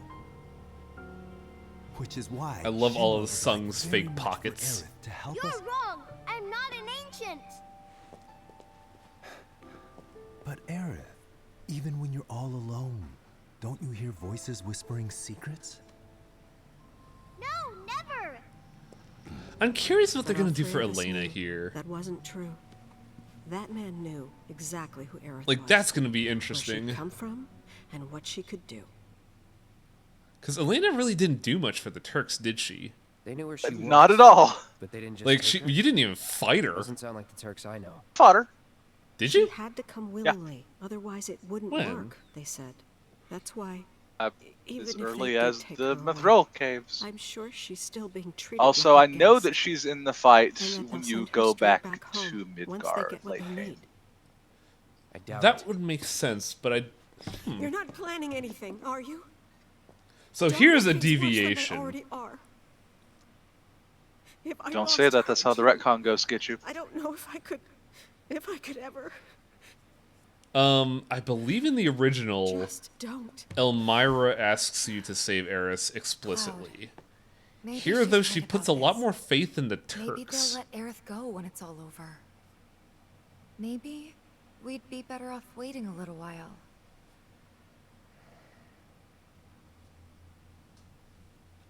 Let's head back to Sector Because if I 7. remember right, Got things to take care of. it's implied a lot in this game that the Turks often visit Eris, Like but they never checking up on actually, the bar. like, menace her or assault her or anything. They just keep making business propositions and are actually very nice to her. Well, they need her to be willing.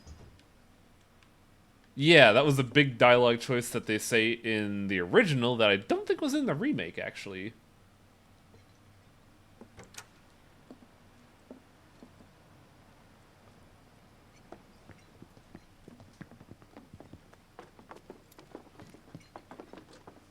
Does it not happen yet?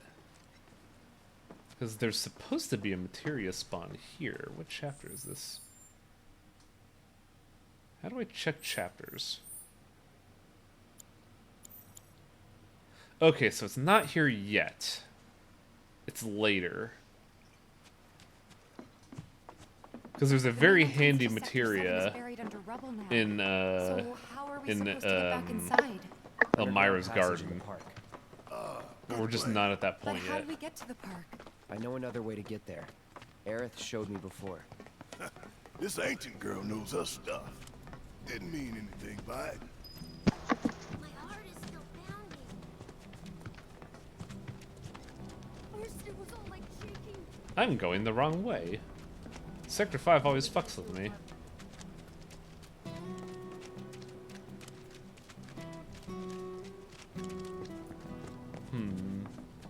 Does the weapon shop owner have any actual fucking weapons? Did a plate really fall? He would if I didn't buy them all. Well, he basically exists to where if you didn't do any of the stuff to get these items. So technically he does have the weapons. But he does have better armlets. Like he has a balanced armlet, a slot armlet, and the attack defense armlets. Do I have number to buy that though?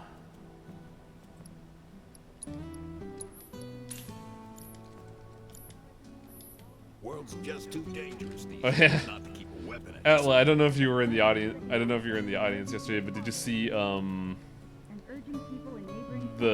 weird monocle kid's reaction to Thunderhead? Yes, I did. I'm having an emotional response. That is a fucking robot's response. It's hilarious. Ugh, damn it, I have a link materia here. This heavy bracer is worthless.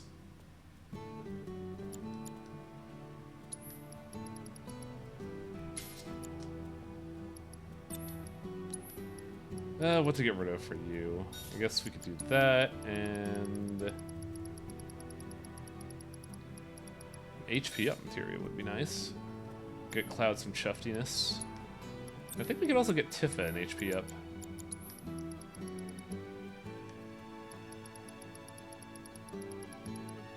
Yes, we can.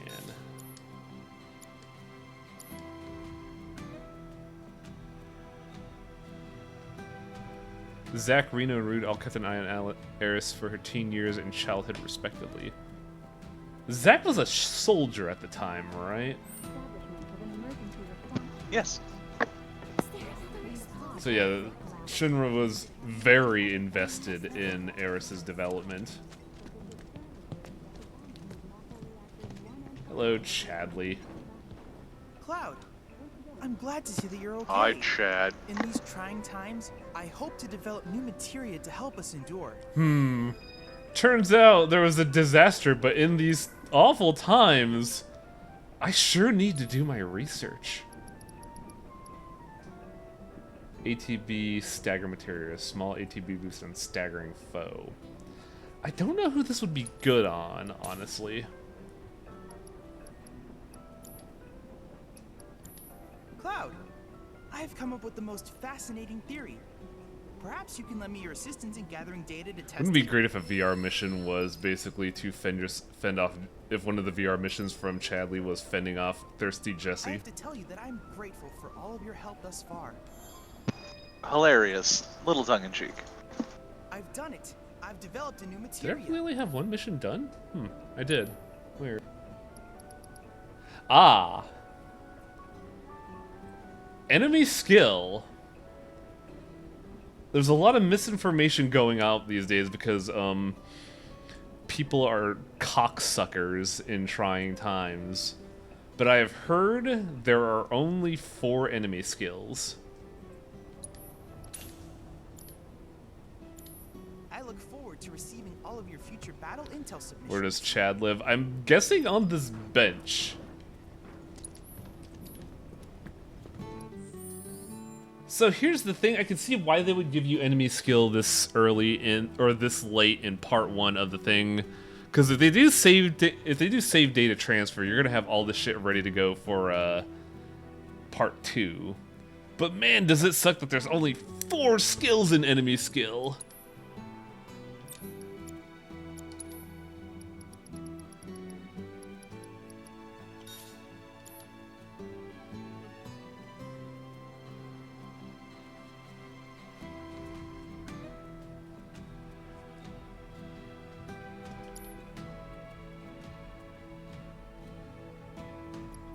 Where's my battle intel at?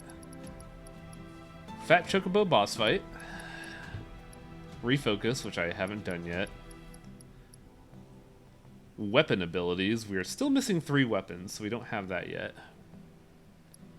And defeat 10 unique monsters.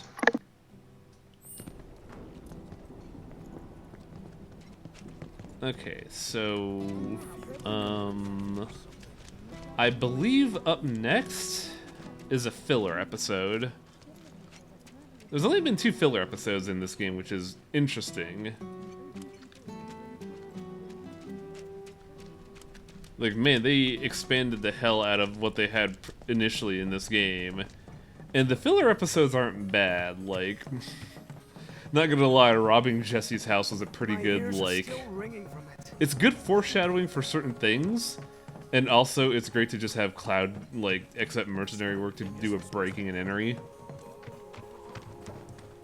And we also got to beat up Roach twice and never ever see him again.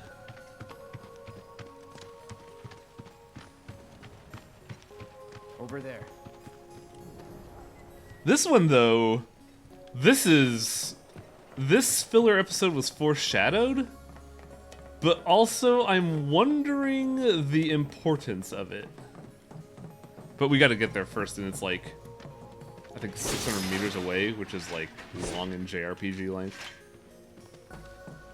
And I gotta say, I kinda don't like this part of the segment, because we're just doing this level again with the guys. Alright, let's keep moving. Like, doing this again, I'm just kind of very meh about this. Especially when I'm about to do what I'm about to do right now. And just kind of vaporize these enemies. Nothing's gonna stop. You would say that. I will say it does remix it a little bit later on, but not enough in my opinion to like justify going back through here again.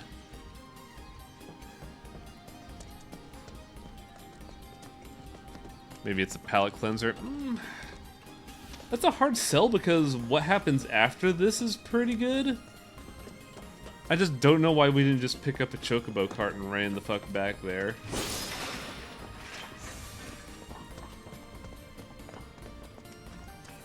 It's blocked. There, that way. We'll have to fight our way through. But it's our only shot.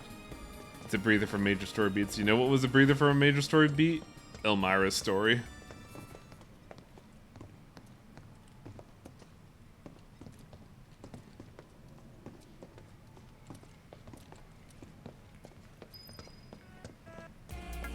I suppose it is good to have, like, time to chew on this.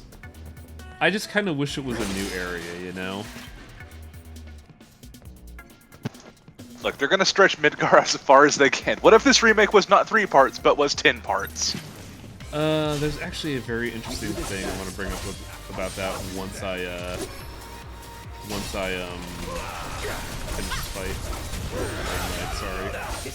When you say, I'll have an interesting theory and not, ha ha ha, yeah, you're right, that worries me. Well, I've been watching Men Drinking Coffee watch the cutscenes of this game, and they bring up a very interesting point that, they use a lot of future scenarios in the game in other parts of the Midgar scenario. Like, they put Sephiroth out in the front, like, right in front of you, instead of letting him, like, appear where he was supposed to initially. So you see Sephiroth out the gate, you get the motorcycle fight out the gate, you get, parachuting into Midgar out the gate, and I think it's because the team was not confident that they would get a part 2. So they were probably muscling it in as much as they could to make this game absolutely fascinating for all parties involved. And I don't mind those segments, but it's something that when that was brought up, I was like, huh, that's actually a very interesting thesis.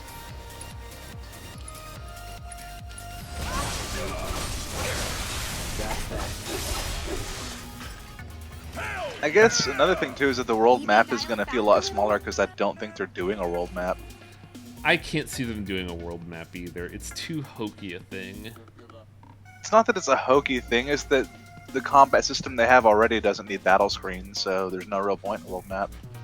I have not finished the remake because I've not had the time in between across the week in order to do so. Mainly because I've been focused on Animal Crossing, but like, I've also been doing a lot of side quests on pre-corporation raid, and there's a lot of side quests. Like, I've had to look up guides on where to find them. Should be easy. Let's finish this.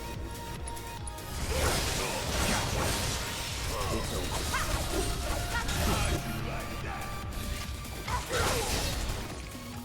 Let's move, move, move! Not so fast. It would be nice if the world map was just like a teleporter button. But also, how are they going to do things like Lucrezia's grave, or that one, like, dead town where you see the conversation of Reno and Rue talking about which of the teen girls they like. There's a lot of ancillary content in Final Fantasy VII that would be lost without a world map, but also the concept of a world map nowadays feels very odd, in my opinion. They could make it work. Like, whatever they do, I'm sure we'll like it. Like, I have not been once upset with what they did with this game. And it has been shown that the developers working on this game know what the fuck they're doing. Hell, the PR guy, when they were first showing off this game, said, "Let's mosey," and that's how you know they know what this game is about. About moseying. Exactly. I'm just wondering what they're gonna do and when we're gonna get it, because it's gonna be a long fucking time since Part 2. But also, Part 2 is gonna have Dyne versus Barrett, and that is what I am hoping for personally. I think that scene is gonna be fucking fantastic.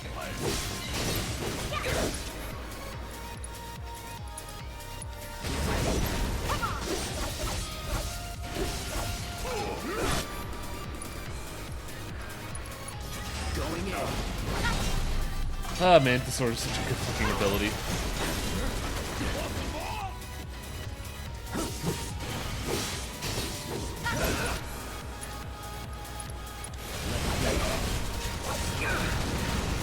Until it gets shot in the stance.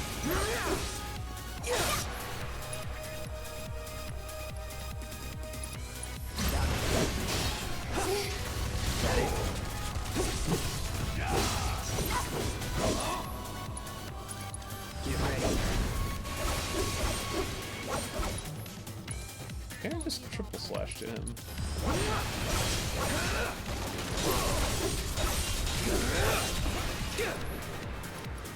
Spells, Cura, good stuff. Special they just got shot a lot.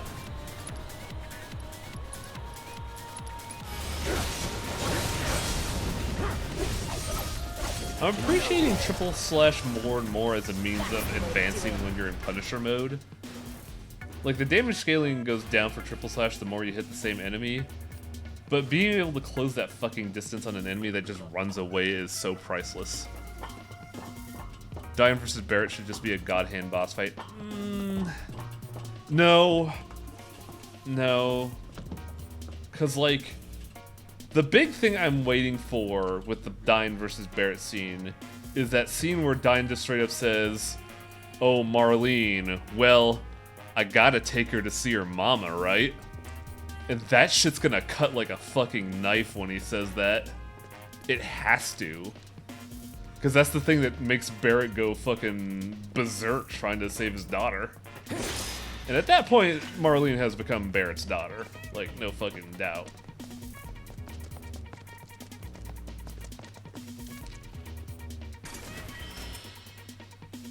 Also, it's gonna be really funny of them trying to explain how a submachine gun cut 2 forearms in half. We got another heavy-duty bracer. I don't know if I want that, though. I could have saved a lot of money there.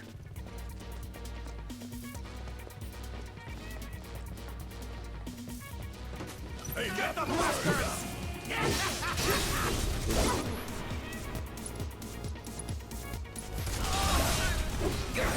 Worked up a good sweat. Kind of wish it was the type of overworld that the Star Ocean games have. Star Ocean overworlds didn't really do anything useful outside the personal action thing. Though I will admit the personal action system is the best form of, like, individual narrative in RPGs, and I kind of wish they did that more. I'm glad that they brought it back for Star Ocean 5, but it's too bad Star Ocean 5 was mediocre and kind of had really tasteless character designs.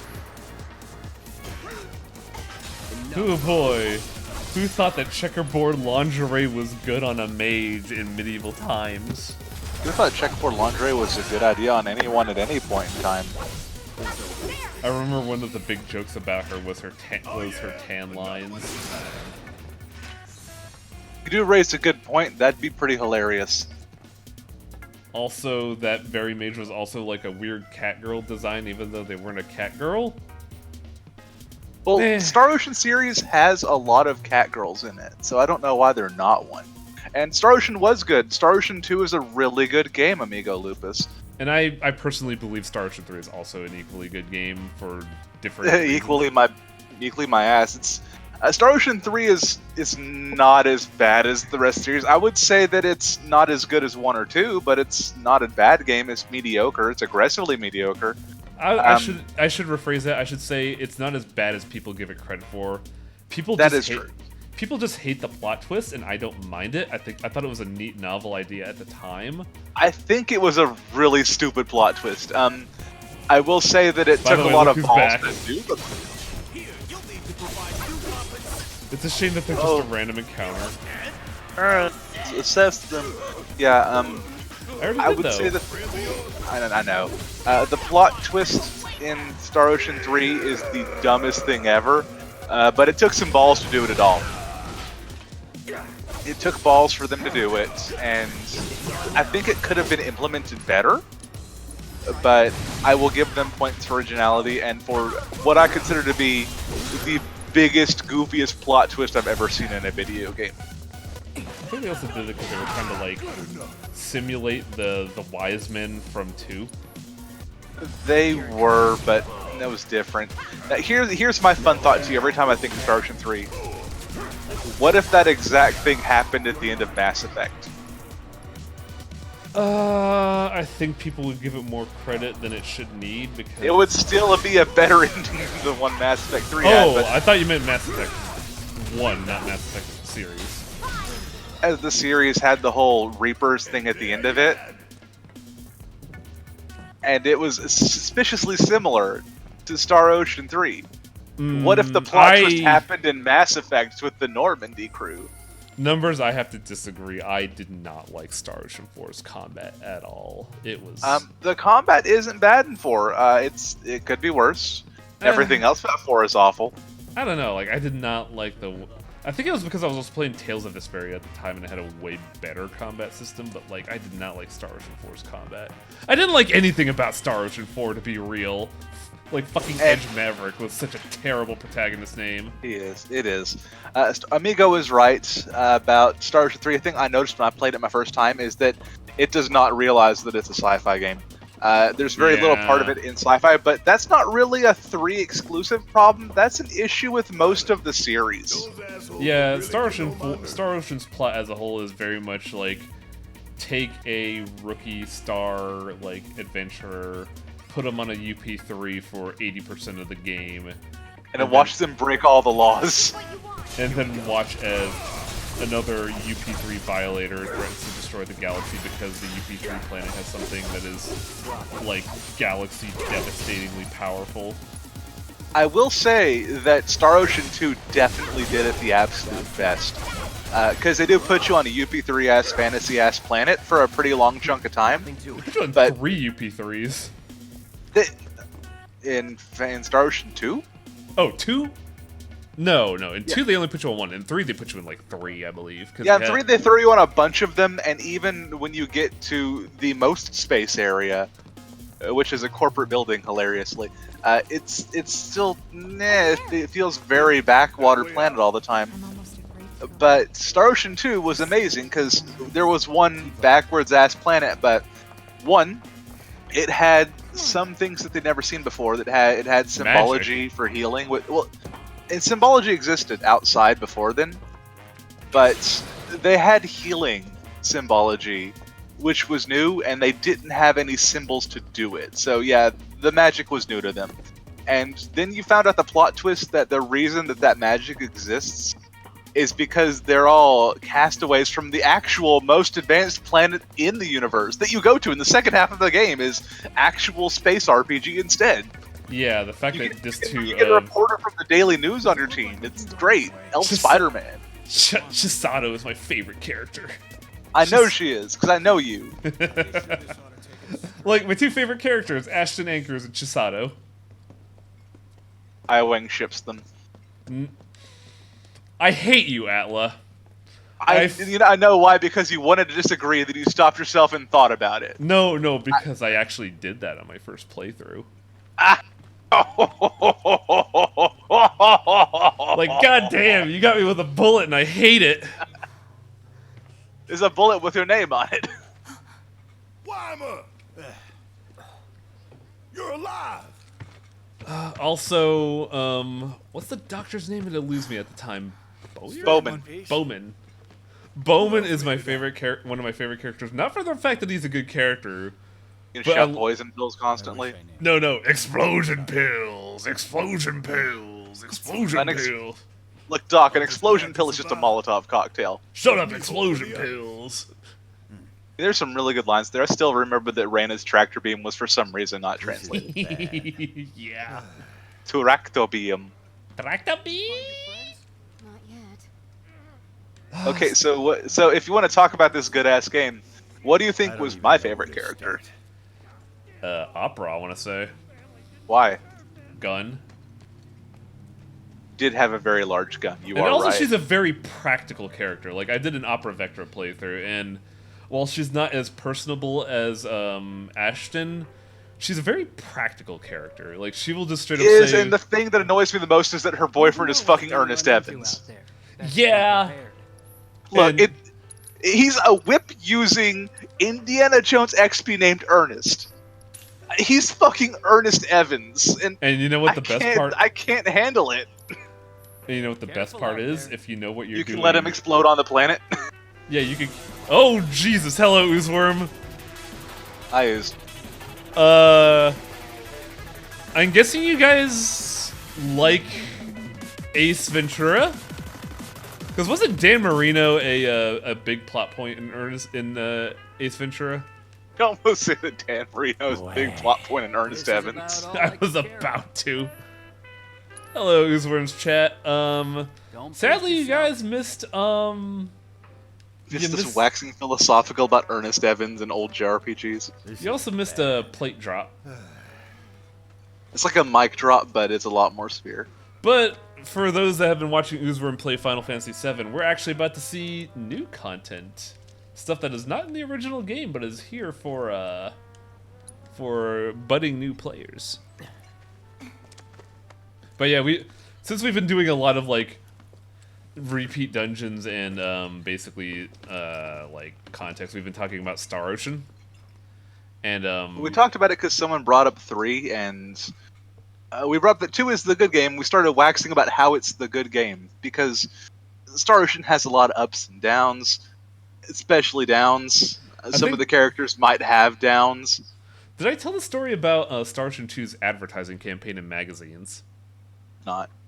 In order to advertise Star Ocean 2, what they did is they would take out a bunch of pages in a magazine, but what they would do is they would just put a form of a what's it called, like delay of mail delivery, and it just says one line at the bottom. It's like, you're not going to be going out for a while. And I thought, man, that's a really clever marketing campaign, actually. Let's see what's on the other side. This would be really catchy if it was the common day. Oh boy. Right. You're not going to be going out for a while, you don't say. My state doesn't actually have a quarantine. Mine does, and they're mandating masks. Danny Trejo actually came out and said, stay the fucking door. Danny Trejo came out today and had a very inspirational video, but it ended with him saying, and I quote, "Wash your damn hands." Okay, look, but Danny Trejo brings his own mask wherever he goes. Yeah? And yeah, Earthbound's marketing was really fucking good. It was so stupid. Earthbound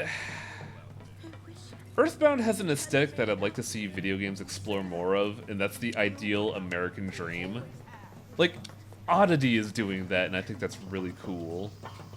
Where it's like a JRPG that's just based around, like, what is it, 50s America? Okay, so you want to hear...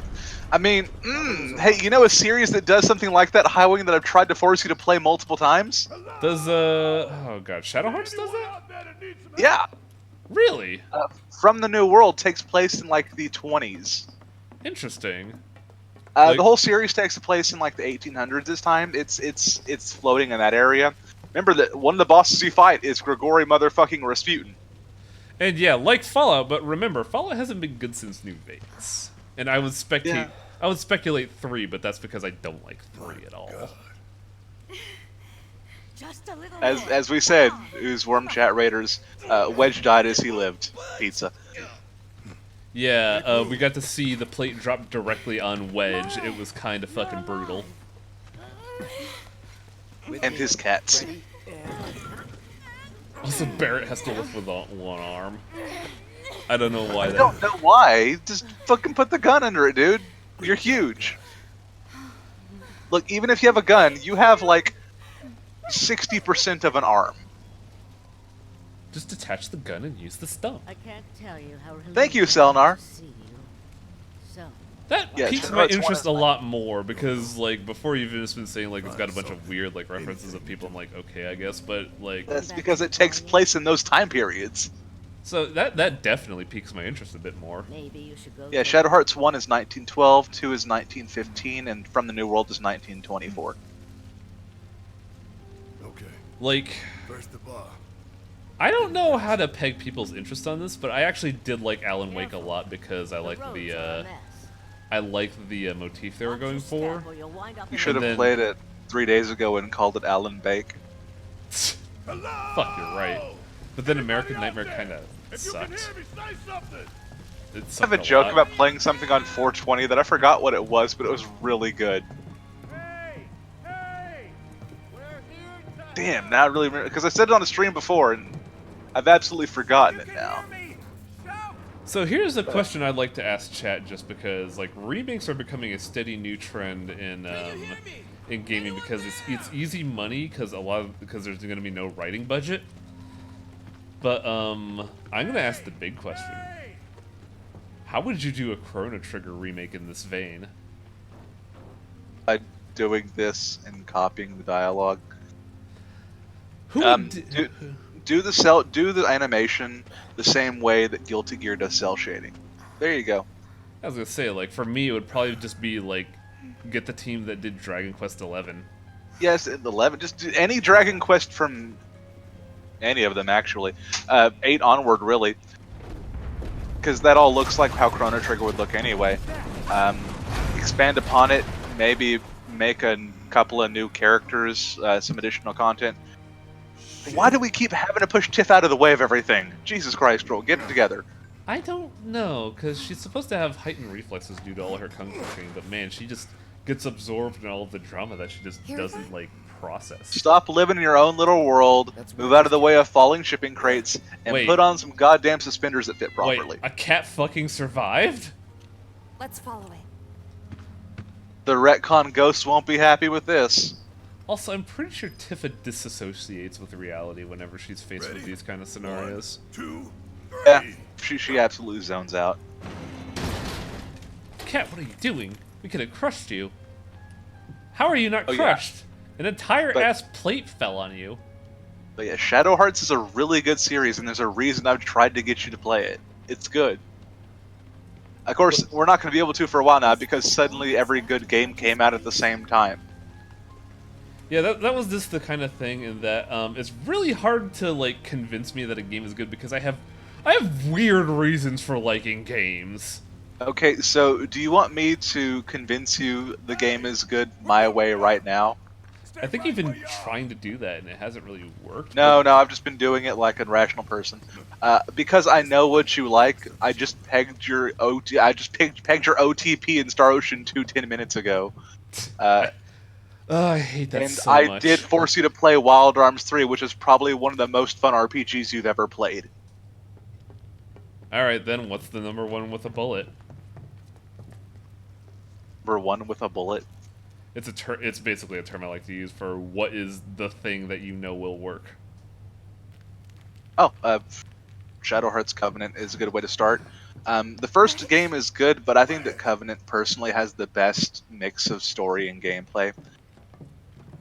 So yeah, Cecil brings up a good point. Remember the rumors of an underground laboratory underneath Sector 7 slums? Yeah. And also, Wedge fucking survived. He survived and crawled down several stairs. The retcon ghosts will not be happy with this. The retcon ghosts will not be happy with this area too, because hey, this is a new area that the retcon ghosts are not aware of.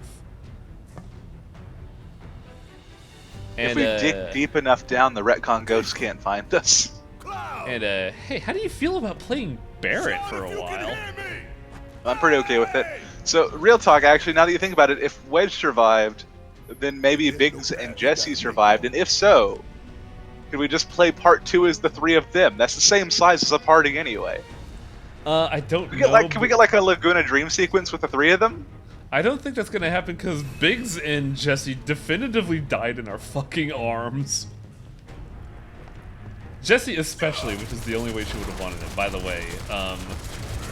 This is absolutely a Barrett sequence. How else are we gonna solve problems?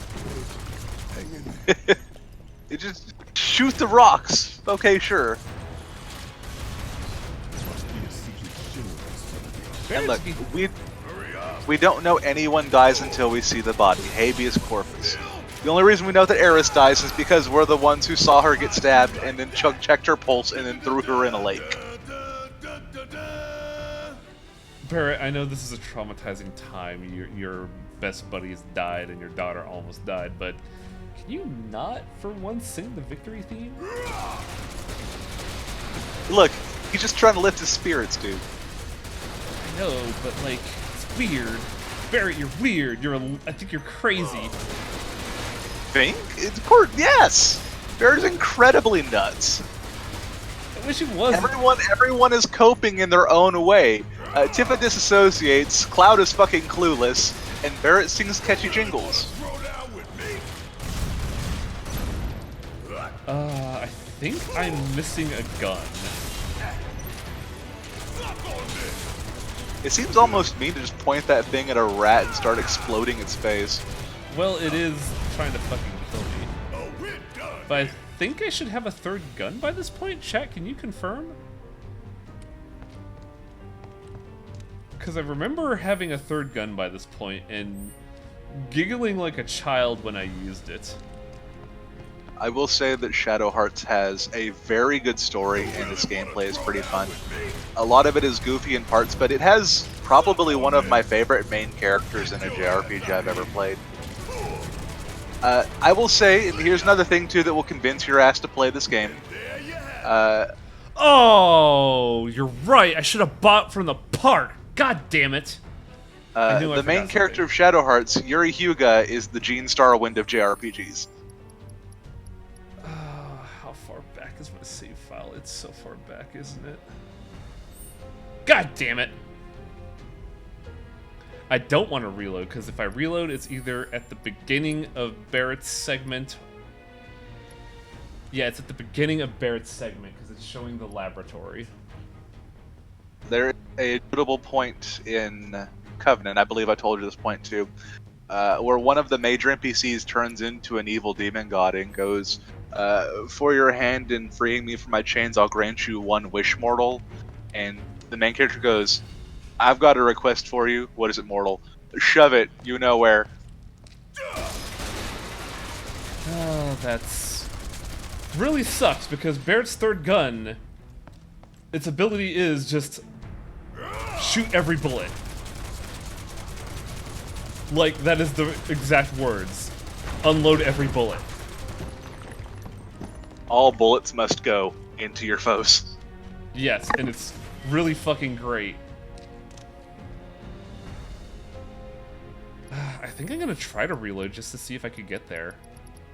It's probably not a good idea, but like... I want to get that fucking gun. Actually, no, I don't think I could get it because... I don't know if I can backtrack that far.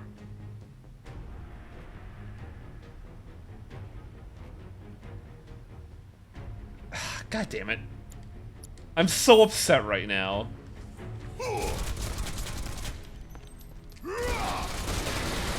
I knew I forgot something. We were too busy talking about Star Ocean and I forgot to get the good gun.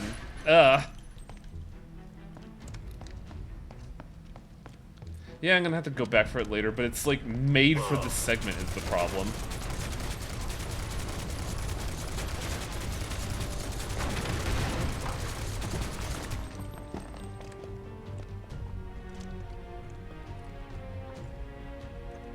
How long did it take them to build all this beneath our feet? You're going down, one way or another.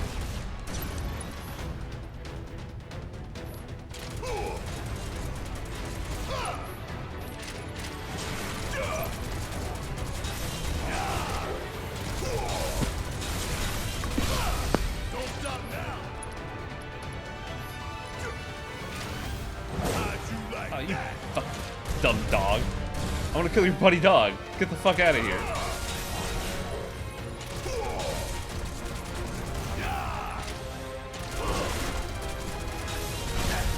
Don't look now, but it's about to get real. Barrett's gameplay is interesting, but like, I don't think it's good if you're just alone. Cause like, oh, Barrett, you are so gone, aren't you, Barrett? But like, his gameplay is just hold button until you get the overcharge, and it's an interesting thing if you have support people, but if you're alone, it's not really interesting to watch.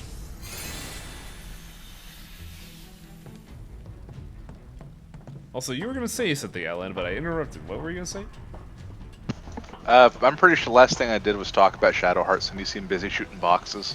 Ah. Man, you'd think they dug halfway to hell. The thing I did say was that another thing I know to pull your interest is that the main character is essentially the Gene Starwind of JRPGs. Oh yeah, yeah, I do remember you mentioning that.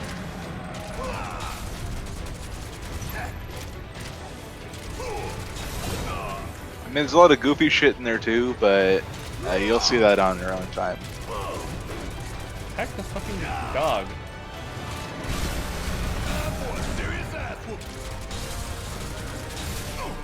Also, these enemies are called bugaboos, but I feel like that's something else entirely. I mean, I don't know. And don't come back. Star Ocean 2, though, it was a very good game. I was very fond of it. I did like Opera a lot. Ernest Evans being in the game is hilarious. I spent a great volume of time in that game trying to beat Diaz in the tournament, and I found out that you couldn't. Yeah, it is functionally impossible. Like, I had a strategy guide at the time, and they said, like, you cannot beat him. He cheats. No, what I did was I took everyone out of the party when I was playing in the Claude run, and I leveled him to level 90 on things by the Bowman Village. I got so many skills. I learned how to make things like refined steel with my bare hands using nothing but my blood, sweat, and anger. And then I went into this fight, and Mr. Super Deep Voice Air Slash over here can still hurt you, and you cannot kill him. And I'm like, oh shit, this is gonna make the leveling curve weird for the rest of the game, isn't it? Oh. Yep. It's also at that point that you can get the sword you need, and it's missable from that point, to make the ultimate sword in the game. And it's very missable. That's a very strange decision that they made, that the best weapon in the game is missable, and you have no idea of that fact. I'm okay with it in a certain extent. I mean, you don't need it to get through anything, and it's kind of non-linear, so it's just a nice little reward for exploration, in my opinion. In fact, you can get through a lot of the game just by getting a Star Bracer and blocking all the time. Yeah. You can just helm splitter everything, just fucking leapfrog on everything. You really want to throw down with me? I don't remember all the... Oh. How is this gonna happen? Because now I'm kind of, like, being menaced by this weird munchy bird. I'm trying to remember what the character of Star Wars Claude and Rena, Sealy's... Ashton versus Opera, and Edgar Panda, Ernest Evans, Leon? Was Leon a hot swappable member, or do you just get him? No, you don't get Leon. Leon you do just get, but only if you're playing on the Claude run. Yeah, because Rena gets a Diaz. Yeah, Rena gets Diaz, and Claude gets Leon. After after that, it's Noah. Oh, you also have Dr. Bowman versus Priestess. If you get Priestess, I'm sorry.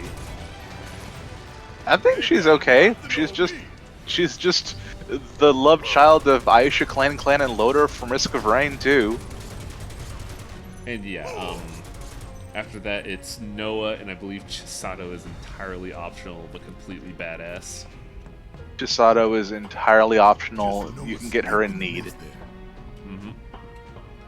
But yeah, like your team is Space Fighter, Cleric, Wizard, a toss-up between Rogue and Ranger. What else did I mention? Another toss-up between an Alchemist versus a... Two different flavors of Artificer, really. Alchemist versus Machinist. And then you get another Wizard versus another Fighter. Then a Druid. And then you get the one Monk. And you're not even guaranteed to get the Monk. I would say that Persea is kind of a monk. Who? Persea. Sorry. What's her name? The one with metal arms? Oh, I actually just fucking forgot even after I said her name. Priestess. Priestess. I think she's kind of a monk. Yeah, she's gameplay-wise, she's technically a monk because she does punches, but she uses a lot of robotic shit, so I consider her like more like an artificer. And Doc Bowman is also a monk. He actually punches things. Oh yeah, Doc Bowman is actually a monk. You're right. He's not a doctor at all, really. He just has chemicals. Dr. Monk. Dr. Karate. But, I digress. There's also Ashton, who you can miss. He's not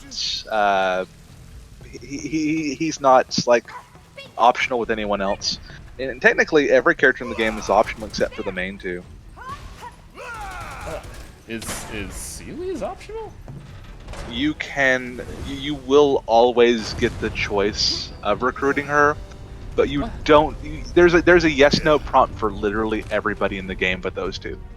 What about Mars Village then? What happens if you don't have her? I don't know because I've never tried. But because, like, she's an integral part of the plot of Mars Village.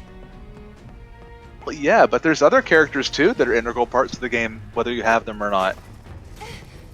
Huh. I'm sorry, I'm just kind of like ruminating on that fact because, like, she might just be an NPC there. I don't know because I've never turned her down. Lady Shower Curtain is a good character, and I have no reason to turn her down. She's a very 90s character that's reminiscent of like shit like in Slayer. She's a very magical shower curtain. Yeah, because like stuff like Record of Lodos War, Slayer, Teaching Muyo, those who hunt elves, Outlaw Star, all of those have the floaty cape and shoulder pad aesthetic.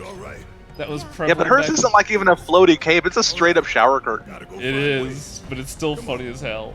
I'm glad that she follows through with it. It's great. Also, man, playing as Barret on the overworld is actually pretty fucking fun. How do you feel playing Barret? That seems okay to me. I don't like it. It's really fun. Did somebody say I don't like it? Because like I've been having a blast as Barret. Literally, yes. Yeah. I just don't like his overworld. I'm fine with him. It's his combat gameplay that's a little tricky, a little finicky, just because alone you see the flaw of a man without melee is very compromised, especially with how little number he does. My question is, how is he a man without melee?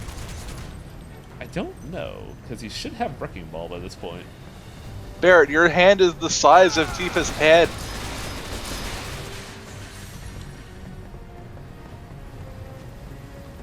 In your first playthrough of Star Ocean 3, which optional characters did you end up getting? There was only like 3? There's 4. I got Samurai Grandpa. I know that because I thought he was fucking funny. I got the stupid, like, weird chipmunk boy, and I absolutely detest him. Yeah, you always get Adre, actually. And Adre and Mirage are characters for the updated re-release of it. Who are the other optional characters? The optional characters are Pepita, I think was her name, Roger, Nell, and Albel. You can get either Nell or Albel, and you can get either Pepita or Roger or nobody. So You would say that. I believe back in the day, I got Albel because, admittedly, I thought he was cool, edgy. Thought Albel Nox was cool? Back in the day when I was a stupid teenager, yes. But you mean like, the original Edge Maverick? Yeah, but like in retrospect, Nell was actually a very supportive character and a good person, and I should have kept her. Albel Nox is like fucking Cold Steel the Hedgehog. And he has no reason for joining your team either, so you should actually never have him. Well, actually, you can get him to join by giving him a reason to be there and relating to him, because his entire plot arc is no fuck you, Dad. But and yeah. if you go, hey, Mr. Nox, your dad's pretty not cool, he'll just be like, you're alright, kid, I'll kill you last. Because he's an edgy asshole. I think Nell is optional by merit of later scenarios. Because, like... Well, both Nell and Albel will join your party temporarily through the plot, but you have to choose one or the other to recruit permanently later on. I forget. Was it implied that Nell was, favoring the same sex, or did they explicitly state it? Because I remember that being, like, a point of contention with her back in the day. I don't remember. It didn't bother me any. Well, I mean, when I say point of contention, I mean, like, people that discussed the game, not in the game itself. People discuss that game? Yeah. Believe it? Would you believe it? No, I wouldn't. If I gotta climb another damn ladder. Yeah, Claire and Nell did have a thing going on, I remember that. I can't remember if it was explicit or not, that was the thing. I know that Adre pretty much wanted you to bang both of them, and I'm like, oh gosh. But that's weird fan fiction-y bullcrap I don't want to get into. Yeah. I do want to point out that, yeah, you get either Albel or Nell, and you can get Pepita when you go back to the space station after you get done on Fantasy Planet for a while. Once you get to the space station dungeon, you can recruit Pepita there if you don't have Roger. And of course you know how to recruit Roger. However, if you're me, you despise both Roger and Pepita and choose not to recruit either one. Which leads to a funny thing where at the end of the game there's a where are they now sort of promo for everyone, including, you know, whoever you got the highest relationship values with at the end of it. Now, me, when I played through the game, I had my relationship value 1, I had all of everyone's individual endings, and then since I didn't recruit an 8th party member, and I chose no one, it cut to Roger, still in the cage at the end of the game that you never let him out of. And him going, and him saying, hey, aren't you forgetting someone? That's amazing, actually. Holy shit. He never leaves the cage as God intended. Oh man, now I want to... I shouldn't want to do this, but I kind of want to stream that game just to do that.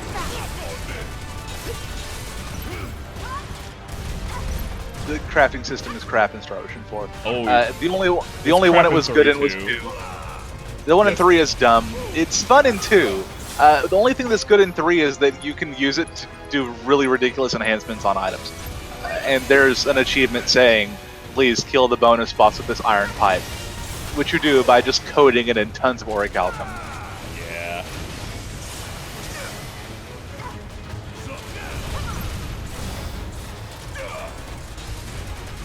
Although 3 had a pretty fun combat system, I think 2 is overall the best of the series by far. In terms of plot and gameplay. It's a cutter, it's probably weak to being shocked if you want lightning it. I don't have any lightning! Sun Cloud! That choice has been biting you in the ass for a few hours, hasn't it? I know!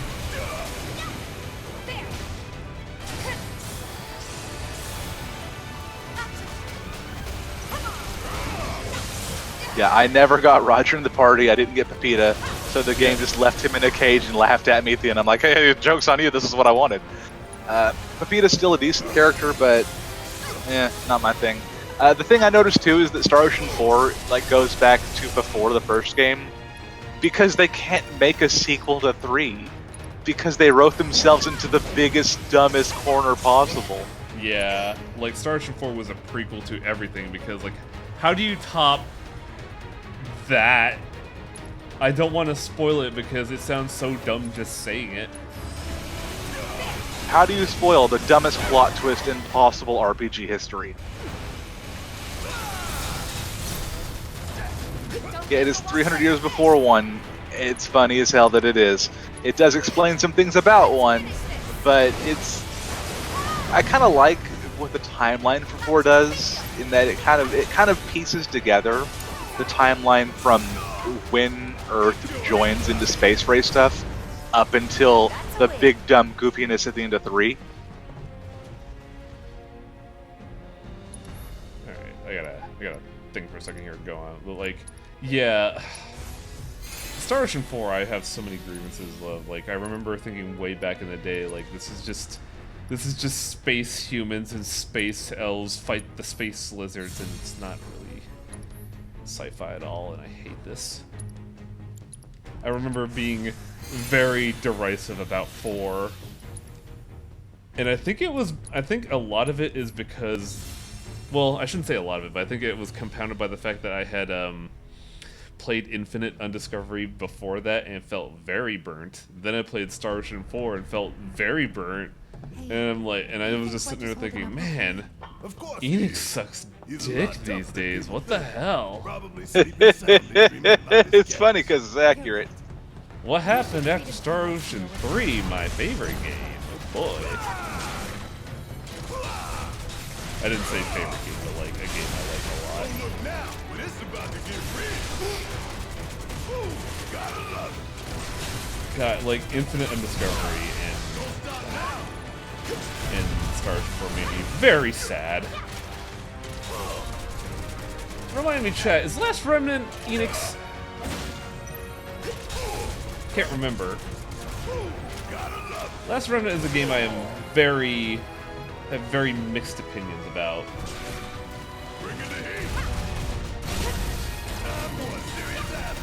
Star Ocean was the Sega RPG series. No, that's Phantasy Star Online? Was, and Phantasy Star is okay. No, Star Ocean is Trias. Yeah, Star Ocean's Trias. That's what I meant, not Enix. But like, what was what was Last Remnant? Last Remnant was Square, last of the SAA series. Okay, so it was pure Square. So it does show the problems that Square had at the time, where they had this weird fucking fixation of making a 16-year-old teenage boy be the protagonist, even though it had a very obvious protagonist they wanted at the time. But no, how are you supposed to relate to the view? How are you supposed to relate to the teenage audience, which is going to be your like market demographic, if you have a 24-year-old ruler of a nation that has a pre-established governing body and inherited a fucking howitzer? But no, go ahead and play as this 16-year-old effectively a refugee, and watch him as this like city-state ruler handles all of the problems and doesn't need you. Yeah, and Trias created the Star Ocean series. It also was published by Enix, which is what you're thinking of. Yeah, that's what I was Trias also did the Valkyrie Profile games. Valkyrie Profile games are fascinating, but I never could find the will to finish one. They also did do Infinite Undiscovery. They did Radiata Stories. They did Resonance of Fate. Resonance of Fate fucking ruled. Like, man, I love that game so much. It's so dumb. They also did some work on some other things like Phantasy Star Nova and some graphics, some like design, art, and programming on Final Fantasy 13 too, apparently. Lost Odyssey was done by a company that is created by the people that left Square Enix at the time. They were the original developers of, I believe, the first few Final Fantasies, not 6 and 7. I forget the company name. It's Missed something. But Lost Chance. Yeah, kind of. But man, Lost Odyssey kind of came and went. It was a really fucking good game. Gotta stay on my toes if I'm gonna make it out of here alive.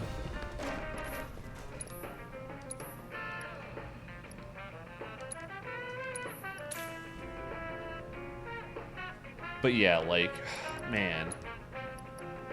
It sucks that a lot of JRPGs have to cater to the teenage boy player because that is the market demographic forever. You're channeling Final Fantasy 12 over there. I can feel it.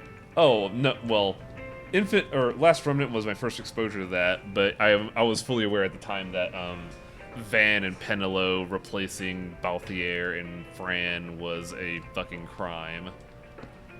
I know it's supposed to be Bash von Rosenberg as the main character, but I firmly believe that it should have been Han Solo and Chewie at the time. Yes. I mean, it's exactly that, and I'm glad that's what it is, and Han Solo and Chewie are the best characters in that game. Yes. And Van and Penelo are terrible. Penelo, I can't say is terrible because Penelo doesn't exist. Penelo is a figment of Van's imagination. Yeah, Penelo has no fucking personality, and Van is just... It's not even personality. Penelo stops having lines after you recruit her. But yeah, I can't play Final Fantasy 12 because I get so bored halfway through it. Well, that's okay, because it plays itself when you're bored. Even when it plays itself, I can't get invested in the story because, like, my first exposure, like when I first played Final Fantasy 12, it showed like Ash getting married to some prince, and while it was like an okay storyline, I couldn't help but look at the prince's armor and say, "You're gonna get shot in that gap in your armor where your neck is," and lo and fucking behold, it happens. I really wish Wedge would wake up and make the joke that I made earlier and say, "I was almost a Wedge pizza." Also, this game lovingly renders cats. It's hilarious. Sure. Also, my only exposure to Balthier... Balthier? It's Balthier, right? That's Han Solo? Yes. My only actual exposure to him is in the remake of Final Fantasy Tactics for the PSP. That was the first time I saw him, and when he says... he's busted? What is this? His line where he says, like, "Go ahead and try to run away, but my gun is faster." And I'm just like, oh, that's a fucking good line. Holy shit. He's the second most overpowered character in that game. He's right behind Orlando. I mean, no one's going to ever beat how strong Orlando is, but Balthier came with, for some reason, the ability to use Night Swords. No one understands why. Guns and shields at the same time. And a list of skills that included all of the steel skills, but with better success rates. Also, and all of Mustadio's gun skills. I have a question. What the fuck is all this? Oh. Rada. Oh, this is these are the things from the submarine. Yes. Also, I mentioned it before to Atla, but I have to mention it now since we're here. Hojo's Will It Breed. Yeah, Hojo's Will It Breed is earlier than the Shinra building. When I saw this segment, I was like, oh my god, Hojo's Will It Breed is real, and Atla could not stop fucking laughing. I mean, it's because he didn't think it was. I'm like, it was real in the original, too. It was real in the original. Like, when you brought it up, I was like, oh yeah, you're right. But, like, they bring it up way earlier, and I was like, oh my god.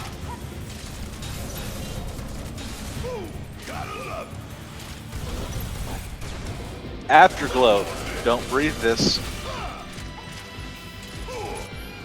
Also, these enemies are fucking jokes. They deal no damage.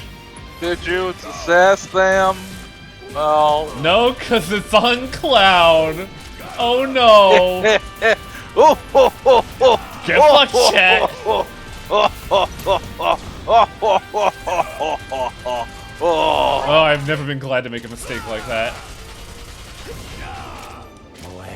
Thanks for the follow, Clary.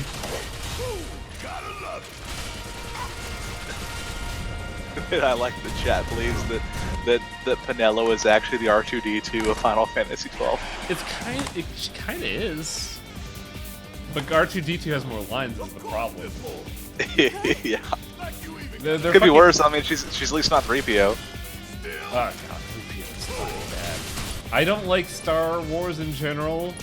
3PO is why.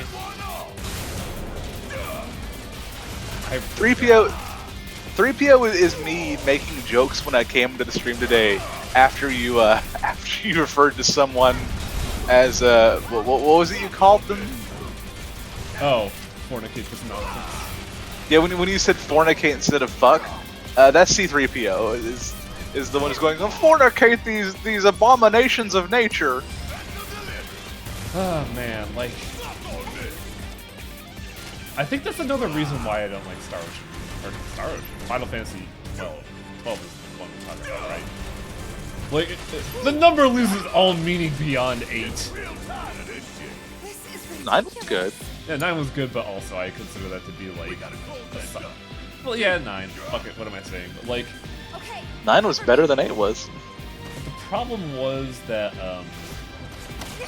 like, a lot of people harken Star Ocean, again, Final Fantasy 12 as Star Wars meets Final Fantasy. And the more I think about it, the more I realize they're right, and the more I realize I really don't like it because it's just Star Wars. Yeah, you don't get extra points for copying off someone else's homework. Oh, But, I know I don't. Like, but that's I'm giving a reason why I never liked Final Fantasy 12. Is because the moment I realized that somebody pointed that out, I'm like, God damn, I really don't like this. But what was I saying? Oh yeah, I would say that the Final Fantasy series counts up to 10, because while 10 is not a good game, it still felt like its own thing. Everything after that was just a mess, mind you. But 10 definitely still felt like it was a game, even if everybody but Auron was a terrible character. I'll give you that. The gameplay is Well, that's because the story sucked. Look, the only two characters in that game that were good were Auron and Dad Randy Savage. Yeah, it's a shame that we didn't get the game of Jet's view through what was that area called? Like, the entire world. Yeah, it's a shame we didn't get Jet's viewpoint throughout the whole world, and instead we had to get his son, who is like the turbo disappointment. To get his son titties. Also, here's a weird thing in that you were supposed to play as Tifa for this whole point, but this phase of the boss fight is entirely done by Barret. Okay, then sure. It's really weird that they made that decision. Yeah, I would like to see Jeff and Orange Shoot Up Adventures. That said, you can play as Jecht in Dissidia, and he's actually really fun to play. So I hear. Snap into a Jecht shot. Yeah.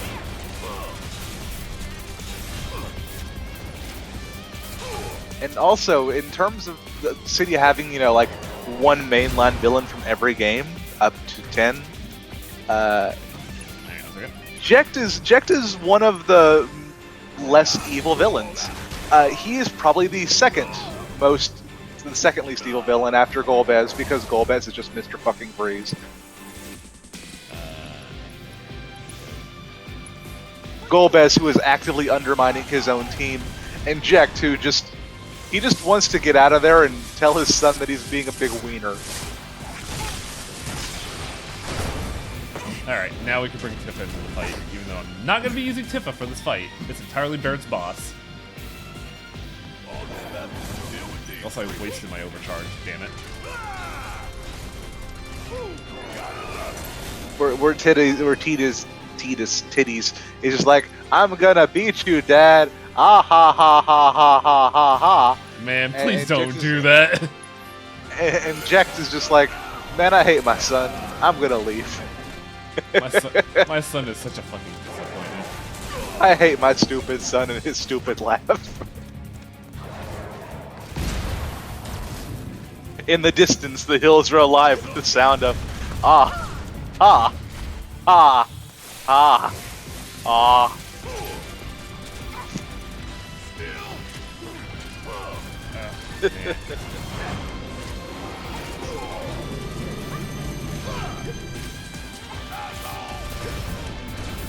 Alright, now I need to get up in there and unleash my hot load. It absorbed it? Going to get Hojo to come by talking like that. Abilities. No, focus strike. You see him open up the door with a big ass curtain going, does somebody say hot loads? Tifa, why didn't you connect with focus strike? There we go. Thank fuck. If I didn't get Hojo this- leans in and goes, "Did somebody say dolphin blow?" No, but I'm gonna fucking blow a load right in that hole.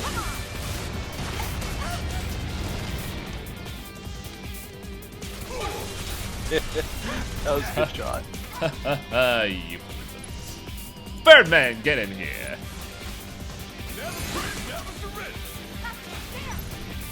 Hey, we gotta stop this thing. Hit fire. Did I already pressure him? Holy shit. Give him a shove, will you? You crippled an appendage. Yeah, I sure did. I don't think I'm gonna get him though, because he's in like a weird corner where I can't fucking hit him. And yeah, that is the thing too. In Dissidia, there's actually kind of a mix-up in the sides. Eject is on the good guy's side at first, and Tidus is on the bad guy's side because Tidus is a whiny bitch. And Eject switches sides just so that his son will be on the side that's going to be saved. Conversely, a funny thing.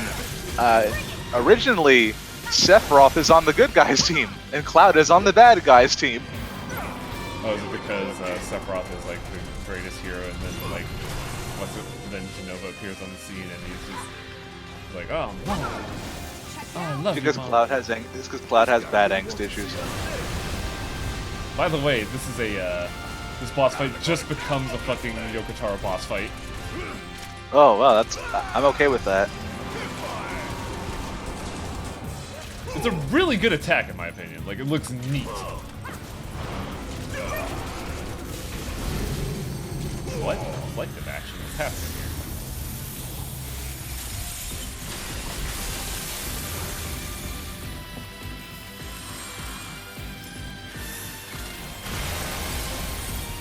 Good work out there. I have overload? No, I don't. So we'll just focus shot him and kill him. Good boss fight in my opinion. I like this.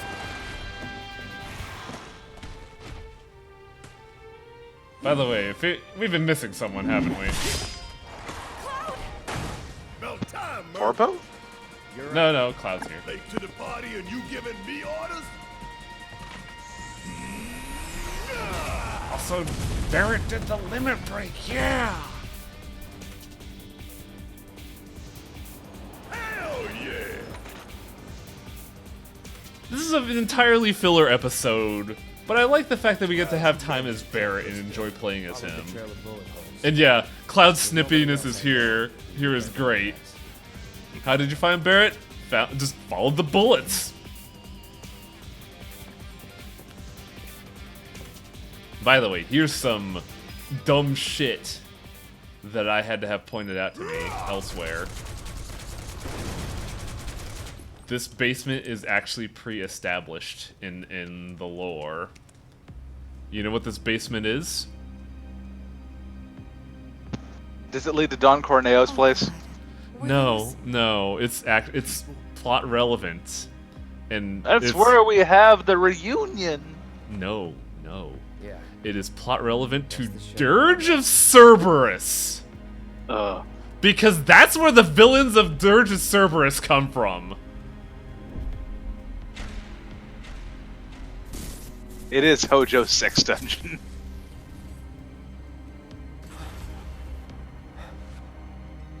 And by the way, since this is referencing supplementary material and is not canon, here come the boys! Get the fuck out of here! This is not canon! Not canon! Not canon! I love...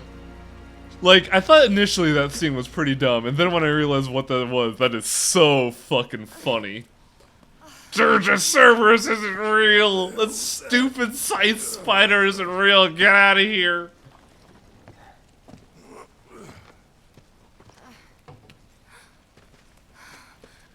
Thank you to Two Best Friends Play for pointing. Oh no, not that. God, what do they call now? Castle Super Beast? That's it. Castle Super Beast for pointing this out.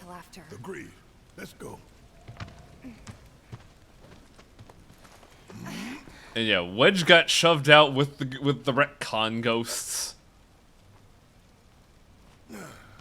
And he is, point in fact, okay. Cloud. I love this cat.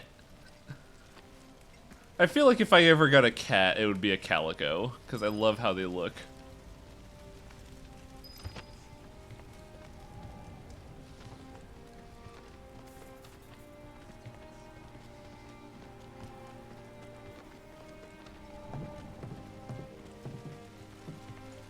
I want you to take Wedge back from me. I'm gonna look around for the others. He made it, didn't God, Wedge is dangling like a sack of potatoes. They can still be alive.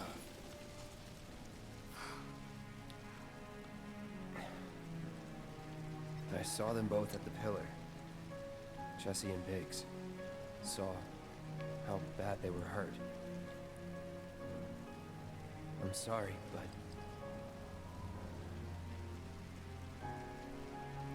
Don't.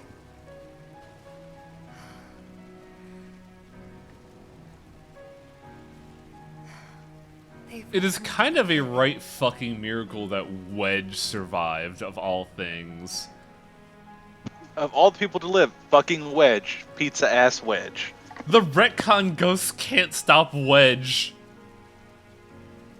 Wedge hid in a place that's outside the confines of the original game, therefore the retcon ghosts couldn't find him, and that's how he stabilized himself. I forget, Atla, did I ever talk about my first D&D character? Probably, but you can tell me again. So I think I did this in the context of the stream, but I'll bring it up again. My first character in D&D was named Wedge because I liked the Biggs and Wedge naming convention of Final Fantasy. I thought it was neat, so I took up the moniker Wedge. And my character has died and defied death twice. So I find it really fucking funny that the man who inspired my first D&D character avoided death in the remake.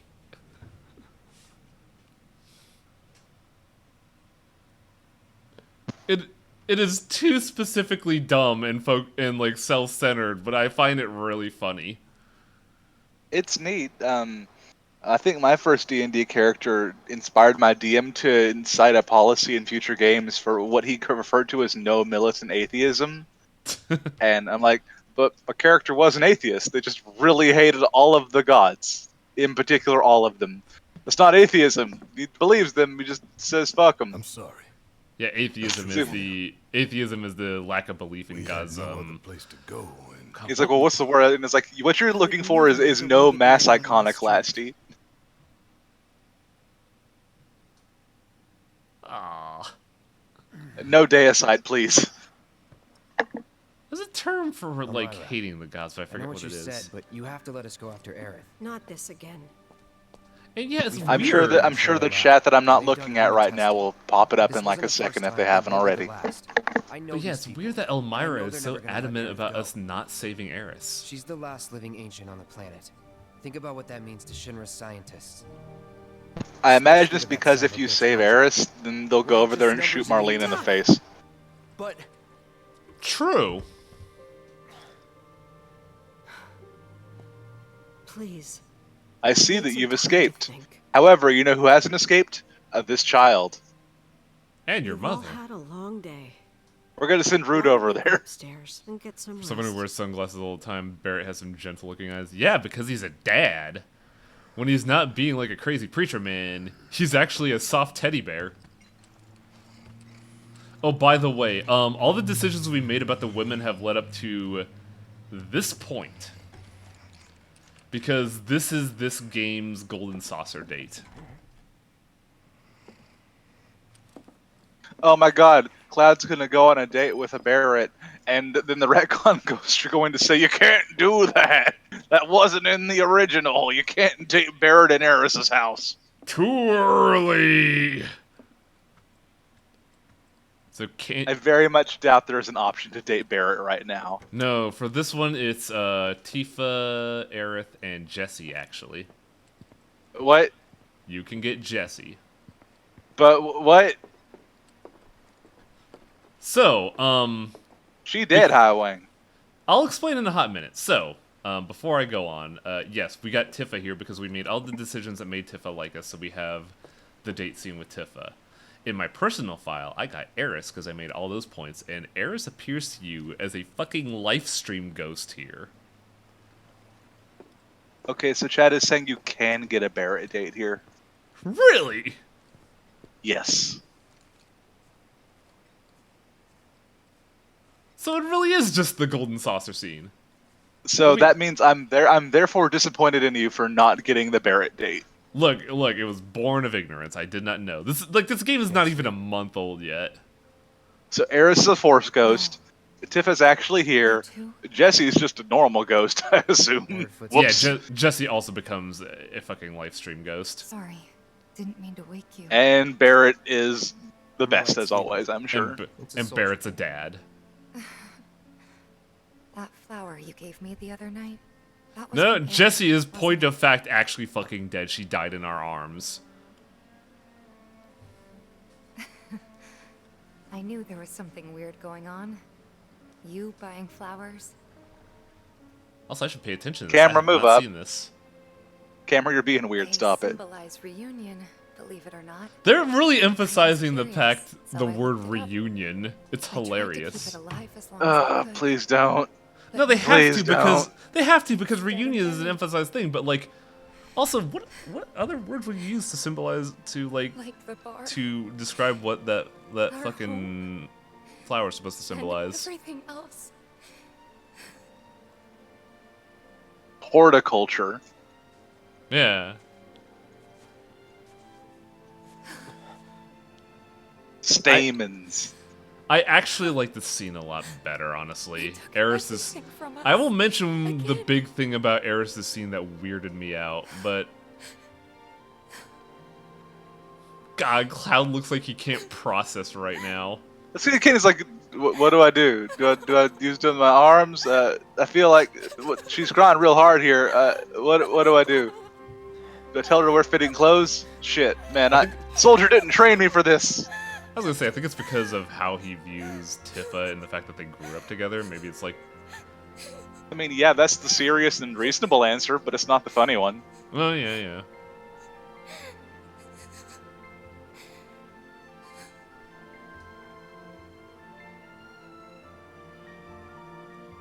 Cloud. I feel like this scene should be interrupted by Barrett being Barrett. Cloud, your gauntlets are kind of fucking rough. Yeah, that... Good point. It's stupid. Oh yeah, shit. I know that crying's a waste of time. Cloud, you're doing HP damage. That's not true. Everybody cries, Tifa. Thank you. Except for Vincent Valentine. He cries blood. He no longer has tear We've done ducts. more for us than we deserve. So I'm gonna pause for a bit. So there's a very important thing that needs to be pointed out if you get Eris for the like double Dutch ghost date. It's kind of more or less the same thing. Well, it's kind of like what you would expect from talking with Eris. She's like very much just, you know, being very aloof and seclusive and like, yeah, I'm an ancient. I'm supposed to like talk with the earth. But she says one very important line that kind of blows a lot wide the fuck open. She says, and I quote, "No matter what you can do, you can never love me, Cloud." And I'm just like, what? Because she's already dating Zack. Isn't Zack dead, though? Isn't Eris dead?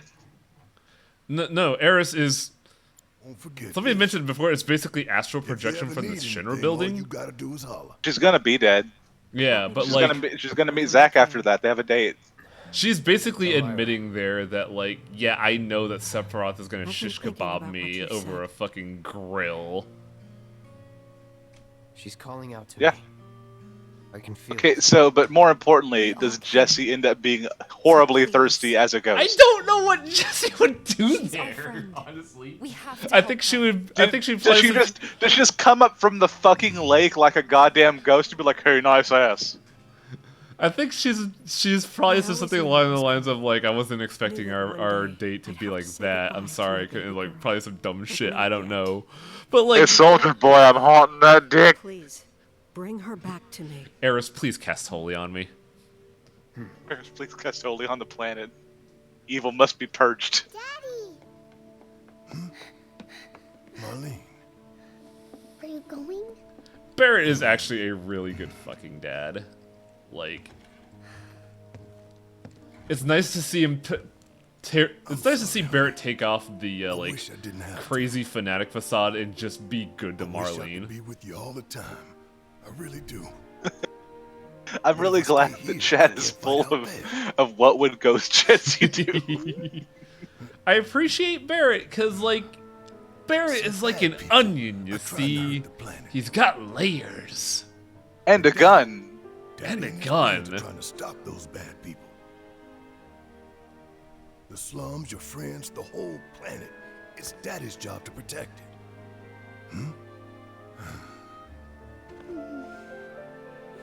By the way, be careful with the gun. It's got a knife at the bottom of it.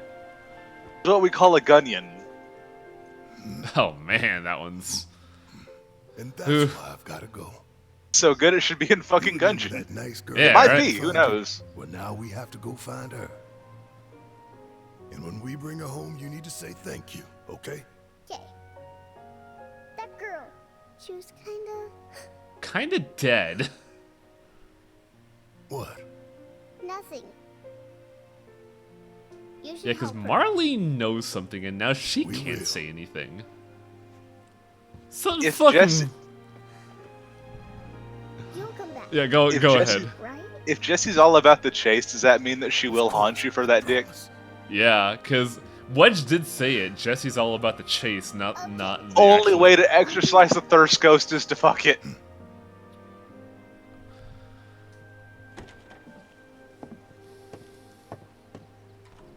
God, all the characters are so good in this game. Even the NPCs. Barrett. I can't get over that Jesse's an option for the stupid She's date. tougher than me. The ghost of Jesse the Thirst. Alright, time to get By some the way, payback. Barrett gets his glasses back. Don't forget why we're doing this. I know. To rescue I want to Daddy. see I want to see in part 2. I don't know how they're gonna justify this, but Rune and Barrett have to get into a fist fight where they do a cross counter and punch out each of their other glasses. Then they both get get a second pair of glasses, look at each other, and just All the go. roads and public transit have probably been locked down by now. So what's the plan? Maybe in Wutai. You know another way up? No, but I think I know someone who might. By the way, this is the most important materia in the game. It's the pedometer. If you walk 5,000 steps with that materia equipped, it becomes AP up. Multiplying your AP gain by 5 times, I believe. Certainly is a number.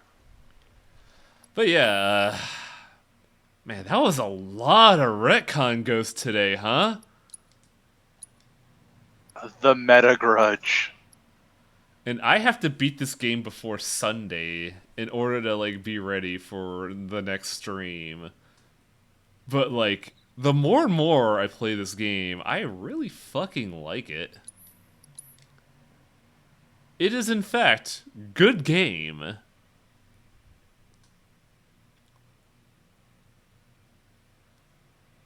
Nah, I can't go blind because like I believe by going blind I lost to the Reno and Rude fight once. I know I lost to another boss fight twice.